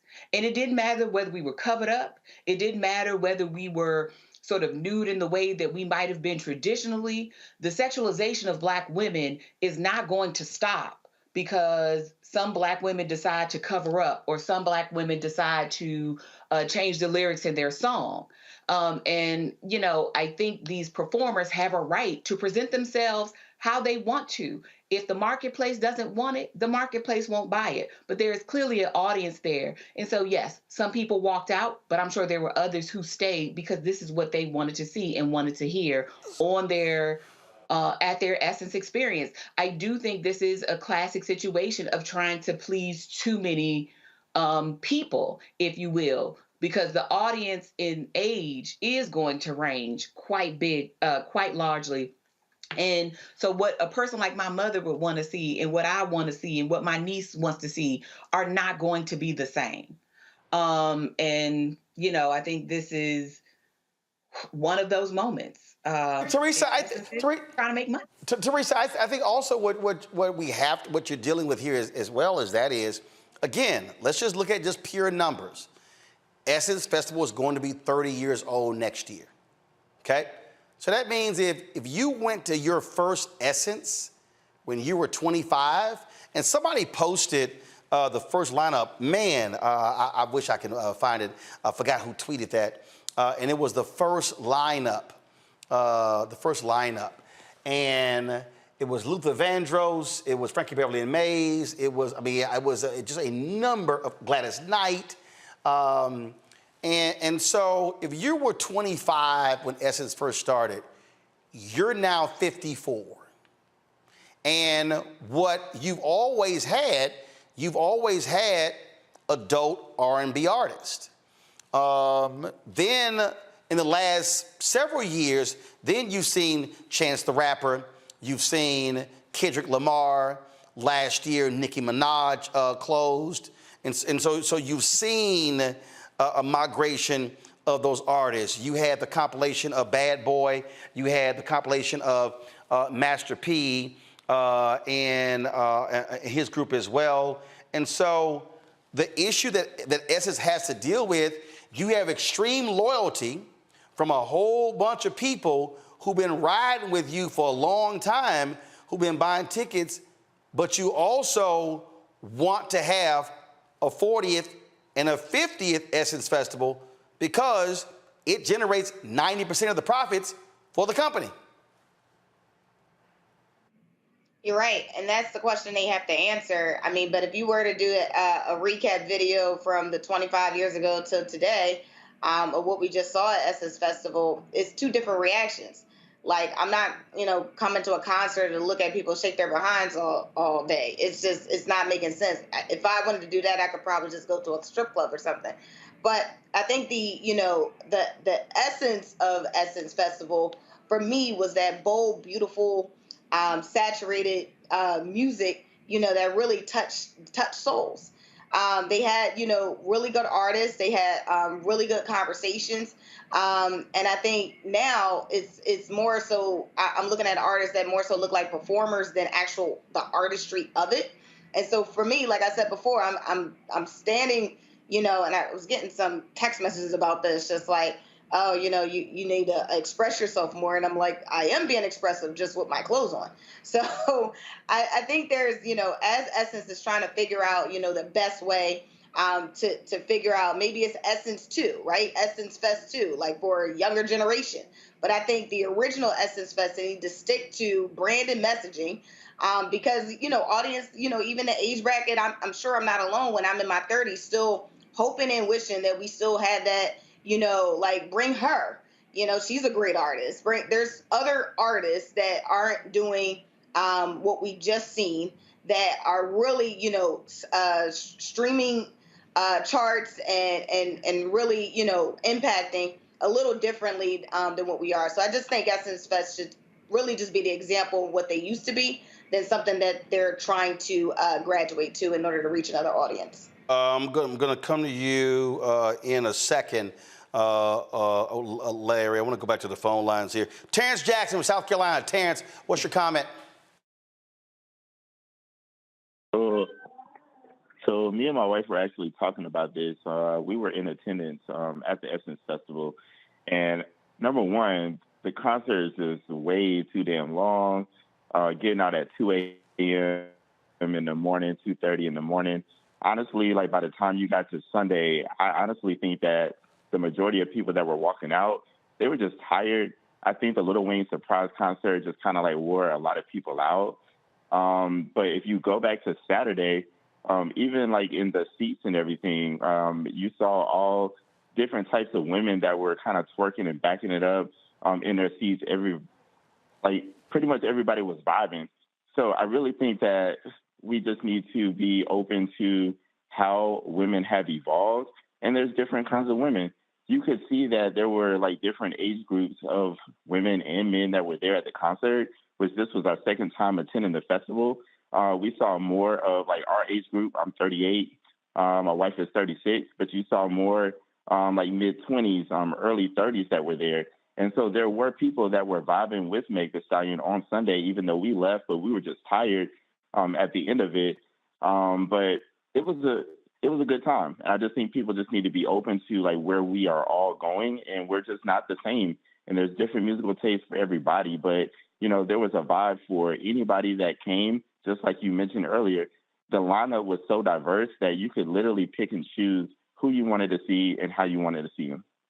All right, appreciate it. Thanks a lot. But let me say this about all the people who are complaining about it going long. We're going to go to a break. We're going to come back. Y'all, this ain't the first damn time the Essence Fest been long. It's not.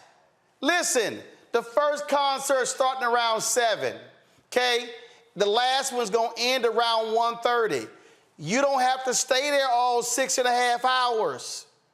You don't have to, okay? And so if you actually want to stay all 6.5 hours, take your ass to sleep, take a nap. I've been going 16 years, okay? And I've been there from the beginning to the end. I didn't leave early. either night. I left early last year. I thought Nicki Minaj, I couldn't deal with the lip syncing. Sorry. But again, that's what you're dealing with here. So, y'all, the whole point of diverse lineup is to give you lots of options. I know a lot of people who said, yo, I'm skipping Friday night. I don't want to see Lauren. I don't want to see Janelle, but I want to be there for Missy. And so those things happen. And so this is what happens. The reality is you cannot have an event that's going to please everybody when you're talking about multiple demographics, even among African Americans. But I also think India Arie is also talking about, when we keep talking about the music and the festival, she's also talking about the music industry and what is being presented. So hold tight 1 second. We'll take more of your phone calls, 202-890-1199, 202-890-1199. I got a question for Larry. We get back as well. Folks, you're watching Roland Martin Unfiltered right here on the Black Star Network. Missy Elliott, man, she did it. Here's some more of the video of her show, y'all. It was just crazy, her show. Let's go to it. Come on, click. Thank you. It was crazy. I mean, just absolutely just crazy. If you watched it on Hulu, it was fantastic, y'all. And so, just phenomenal show. And again, her show was different from Jill Scott, which was different from Dougie Fresh and the Hip Hop Cats. And so that's how it is. All right, folks, we'll be back on Roland Martin Unfiltered on the Black Star Network. My early days on the road, I've learned, well, first of all, as a musician, I studied not only piano, but I was also drummer and percussion. I was all city percussion as well. So I was one of the best in the city on percussion. There you go. Also studied trumpet, cello, violin, and bass, and any other instrument I could get my hand on. And with that study, I learned again what was for me. I learned what it meant to do what the instruments in the orchestra meant to each other in the relationships. Right. So that prepared me to be a leader. That prepared me to lead orchestras and to conduct orchestras. That prepared me to know to be a leader of men, they have to respect you and know that you know the music. You have to be the teacher of the music. You have to know the music better than anybody. There you go. Right, so you can't walk in unprepared.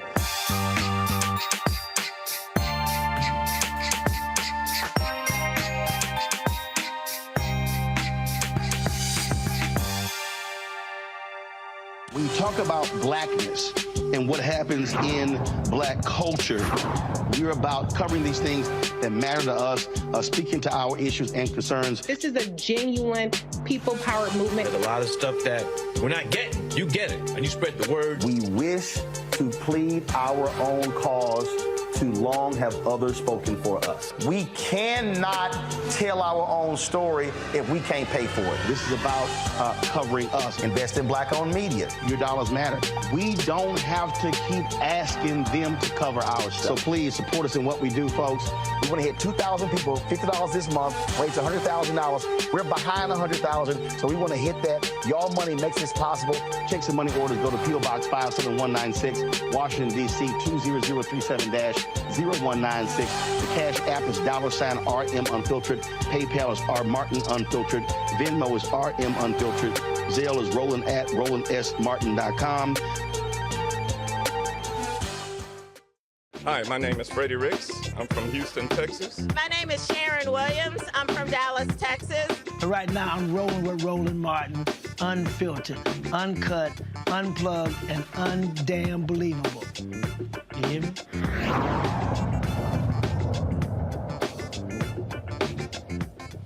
All right, welcome back to Roland Martin Unfiltered. All right, y'all, so I was telling you about, it was Mark Morial who tweeted out the original lineup. He was the mayor of New Orleans when it happened, y'all. And so, again, I just want to put, for the purpose of the context, I'm going to go to Larry, then go to the phone calls. This was the original lineup. Are y'all seeing it? This was the original lineup at the first Essence Festival 29 years ago. This was it right here. As you see, y'all, you had Luther Vandross, Gladys Knight, Patti LaBelle, Anita Baker, Boyz II Men, Barry White, B.B. King, Mary J. Blige, the OJs with Gerald Levert, Aretha Franklin, Maze featuring Frankie Beverly, Earth, Wind & Fire, Gerald Albright, and Aaliyah. So, Larry, looking at that, Aaliyah was the youngest person performing. If you want to talk about what was appealing to a younger audience at that time, obviously, Boyz II Men, but this is sort of what they're up against. You've had this allegiance from grown folk who've grown up with R&B music, and you just sort of have a clash of taste, if you will. Larry? I think what's interesting about that list, and we talked about the individuals that performed the last a couple days ago, is also it kind of talk about the black community and black music in general, which is always evolving. So I didn't see any hip hop artists on that list, which is interesting. And now you talked about it is essentially, obviously, with the 50th anniversary of celebrating hip hop. So obviously there's a focus, but also anchored in some of the more recent hip hop artists in terms of Meg and some of the other folks that you mentioned. Remember, this is 1995. Remember, this is 1995. I mean, even though hip hop, I mean, let's just be clear. Who are you?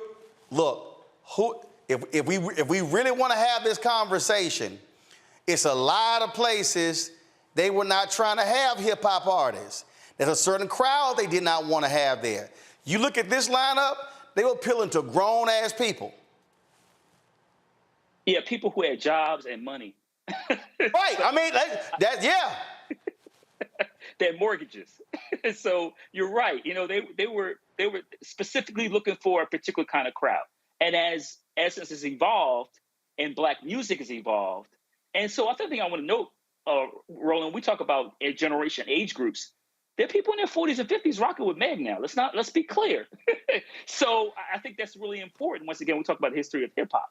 So yeah, so obviously 29 years ago, they were certainly looking for a certain, in terms of, black folks with a certain socioeconomic background, so to speak, who had deep pockets, had some money in there, who could spend on hotels and the show, et cetera. But once again, that it is evolved in terms of who you're trying to attract. So now they're trying to attract a younger generation. And in that last 29 years, hip-hop's popularity has exploded. So once again, they're being consistent with who you're trying to attract. Well, which also explains, look, that's why you had Tim's and other Afrobeat artists on. You didn't have any Afrobeat artists on a lineup 5 years ago, but how musical taste changed. I want to go to the phone lines. Rakesh from Harlem. Rakesh, what's up? Hello? Here. Hello? Yes, you're on the air. Oh, yeah, this is Eric from Harlem. I want to say that Essence knew what they was getting into when they booked Megan and when they booked Janelle. If Essence felt that way, they shouldn't have booked them. They knew what they was getting into when they booked them, and they knew that the younger generation was there, and they wanted the money. So they can't have it both ways. If they felt any kind of way, or if anybody that was there felt any kind of way, then why did Essence book them in the first place then? Well, first of all, the criticism is not coming from Essence. It's coming from attendees and also the comments from India, Arie. But I get your point. We surely appreciate it. Thank you so very much. Marquez Gutner from Dallas. Marquez, you're on Roland Martin Unfiltered on the Black Star Network. How you doing? How you doing, Roland? Doing great. My thought is the line. It seems like year after year, they keep pushing the line. So what's going to happen when some young brother is up there on stage and he pulls out something that is not expected to be pulled out? It seems like that's where. Hold up. Like what? A joint? Because guess what? Lil Wayne, his performance. No. He lit up he lit up on stage.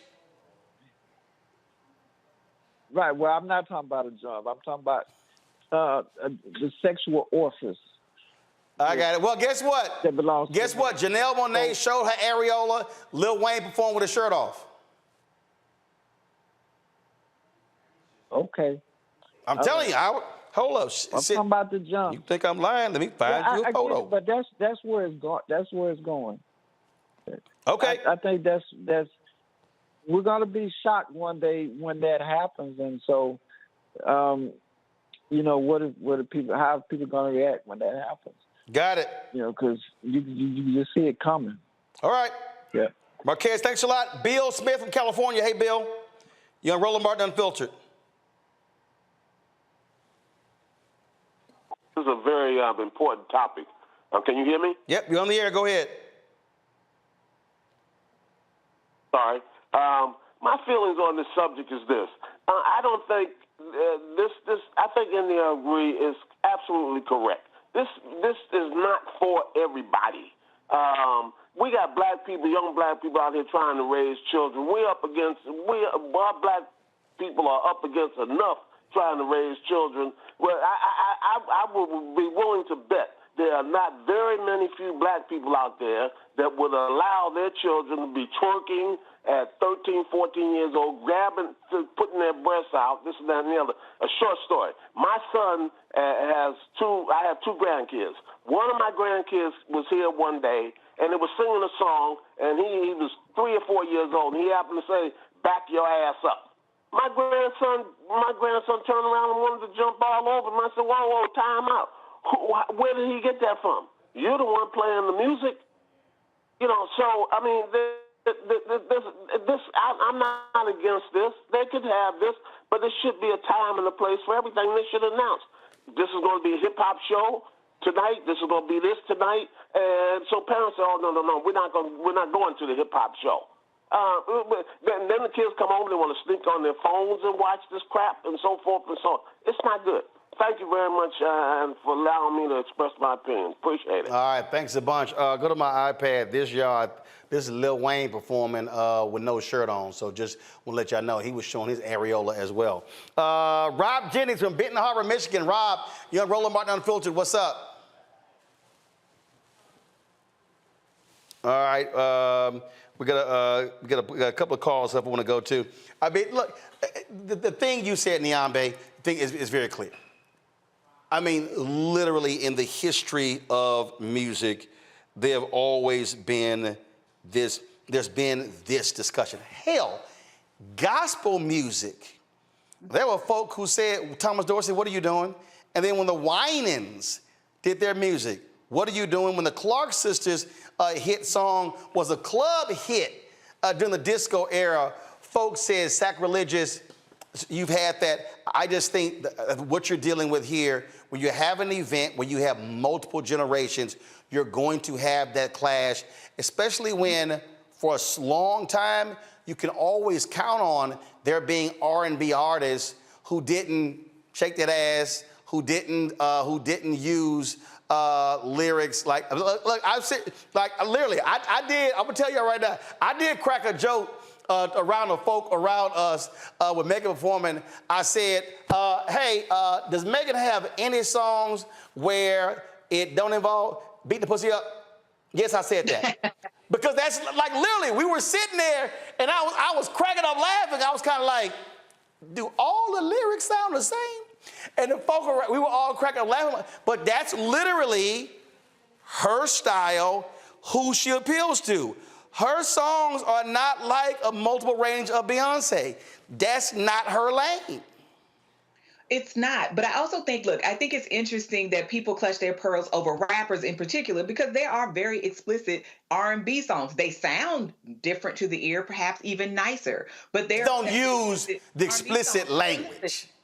But when Aaliyah says age ain't nothing but a number, throwing down ain't nothing but a thing, what was that about? Because the 95 Aaliyah was married to a Robert Kelly who was an adult man. Yeah. So we can talk about, I'm just saying, there are ranges of things that we can discuss. Yes. We can kind of opine about a time when it was kinder and gentler, but the music of 1995 was still very sexual. I remember listening to Doggy Style in my mother's car, getting in trouble because of the lyrics of Snoop songs. So I just think we have a long-standing discussion that comes up year after year. But in this event in particular, I think people do feel a certain kind of ownership around it and feel like there should be borders, right? That this is an uplifting women empowerment event and these people don't fit. But I think while we're doing that and pointing our fingers, we have to be very careful not to reify these same stereotypes and to do the good woman, bad woman thing. I don't think that's helpful either. And I don't like the language that people are using to talk about these people because one, neither Meg Thee Stallion or Janelle Monae are children. They don't make music for children. And I think the last caller was just right, which is if children are hearing these things, then we need to talk to parents about them. But I was a kid too. We're all going to listen. I listened to dirty Millie Jackson records when I was a kid. I didn't have any business listening to. So kids will find a way. Nonetheless, you know, this sort of hand-wringing about the children, all that always comes up over and over and over again. But again, the lineup was announced in advance. People knew who were going to be there. People had an opportunity to listen to their music in advance and say, I don't want to participate in this. This is not my crowd. I'm going to go to Missy or I'm going to go see Dougie Fresh, but the rest of it, I'm going to leave. I just think this is a hard thing to do. Because like you said, you have people who've been going for the last 30 years. You have people who do feel ownership about what this ought to be, right? What this should look like, how women should present themselves. And I just think it's going to be a tussle. Diambe, one of the YouTube folks said Aaliyah was singing "Aging Nothing But a Number" in some big ass baggy clothes. Larry, what's your comment? Larry, what's your comment? Even a little bit funny. Larry, what's your comment? With a full-grown Hold on. You said that. I'm just reading you what the comment was. Larry, your comment. This is an ongoing, like Dr. Carter talked about, this is an ongoing topic in the Black community about what's appropriate, what's not appropriate. Also want to highlight, we talked about, you talked about Luke a little earlier. I'm also old enough to remember Two Live Crew and how they used to set it off in their concerts. And then, obviously them being arrested and challenges they faced their concerts throughout the United But I States. don't think they ever were on the Essence stage. Oh no, they didn't miss. No, they weren't going to make it on. But again, no. I just want everybody to understand. I'm gonna give y'all a story. Matter of fact, damn, I need to find the photo. And it's a true story. So, Uncle Charlie was performing, and Trey Songz stopped by his dressing room, and I think Trey performed the previous night. And I dropped by the dressing room. I gotta find the photo. And so I was, of course, I was clean. Uncle Charlie was clean. And so Trey Songz said, man, both of y'all clean. And this is exactly what Uncle Charlie said. He said, Trey, it's some grown ass people out there. He said, and when you sing in front of grown ass people, you need to dress like you talking to grown ass people. Because Trey had on some jeans. I think when he performed, he had a wife beater on the stage, which he took it off. So the following year, Trey Songz was back. Trey came out in a tuxedo. I think he eventually got out of the tuxedo. So he's backstage. He had hurt his ankle on stage. And so I go into the dressing room, and I said, I see you rocking that tuxedo. He said, oh, I was listening to you and Uncle Charlie last year. So the point I'm making is, that's really, I think, the clash we're having here.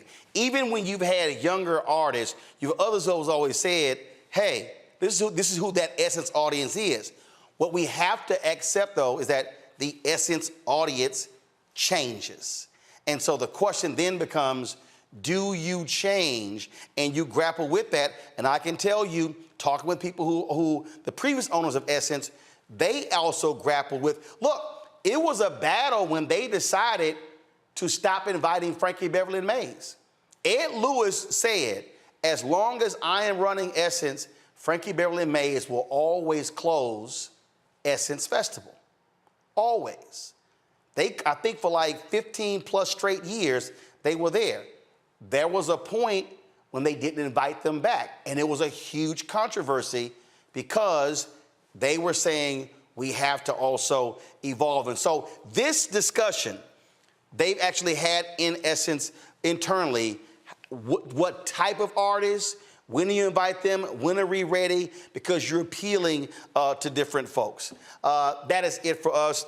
To the rest of the caller couldn't get to, I'm sorry about that. Niambe, thanks a bunch. Larry, thanks a bunch. Teresa, thanks a bunch. She had to go as well. Folks, great conversation. We appreciate all the dialogue. Be sure to share this here. Look, this conversation ain't gonna end.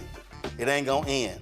And so in India Arie, she ain't backing down. But the reality is, I get her point 100% of what she's saying. But also I'm saying that what you're dealing with here is dealing with an event that's multi-generational. You're gonna have this conflict always. Folks, be sure to support us in what we do, because guess what? Ain't nobody else having this conversation. ABC, NBC, CBS, Fox, they ain't having this conversation, okay, that allows for all the multiple viewpoints in here. It ain't happening. This is why you must support Black-owned media. Download our Black Star Network app, Apple phone, Android phone, Apple TV, Android TV, Roku, Amazon Fire TV, Xbox One, Samsung Smart TV. Also, please join our Bring the Funk fan club. Your dollars are crucial. I cannot tell you how important it is. We are fighting the good fight for the advertising dollars, but y'all, it is not an easy fight. I can guarantee you. And so your giving matters. Your giving has sustained us in a huge way. And so please send check and money orders to P.O. Box 57196, Washington, D.C. 20037-0196. Cash App, $RM Unfiltered. PayPal is R Martin Unfiltered. Venmo is RM Unfiltered. Zelle, Roland@RolandSMartin.com, Roland@RolandMartinUnfiltered.com, and be sure to get a copy of my book, White Fear, How the Browning of America is Making White Folks Lose Their Minds. Available at bookstores nationwide. Buy it online. Download your audio copy on Audible. That's it. I'll see you tomorrow, right here on Roland Martin Unfiltered. All right, folks, y'all take care. Holla! Folks, Black Star Network is here. Oh, no punches! I'm real revolutionary right now. Support this man, Black Media. He makes sure that our stories are told. Thank you for being the voice of Black America, Roland. Stay black. I love y'all. All momentum we have now, we have to keep this going. The video looks phenomenal. See, there's a difference between Black Star Network and Black-owned media and something like CNN. You can't be Black-owned media and be scared. It's time to be smart. Bring your eyeballs home. You dig? Pull up a chair, take your seat. The Black Tape with me, Dr. Greg Carr, here on the Black Star Network. Every week, we'll take a deeper dive into the world we're living in. Join the conversation only on the Black Star Network. Hi, I'm Dr. Jackie Hood Martin, and I have a question for you. Ever feel as if your life is teetering and the weight and pressure of the world is consistently on your shoulders? Well, let me tell you, living a balanced life isn't easy. Join me each Tuesday on Black Star Network for A Balanced Life with Dr. Jackie. We're all impacted by the culture, whether we know it or not. From politics to music and entertainment, it's a huge part of our lives, and we're going to talk about it every day right here on The Culture with me, Faraji Muhammad, only on the Black Star Network. I'm Deborah Owens, America's Wealth Coach, and my new show, Get Wealthy, focuses on the things that your financial advisor and bank isn't telling you, but you absolutely need to know. So watch Get Wealthy on the Black Star Network.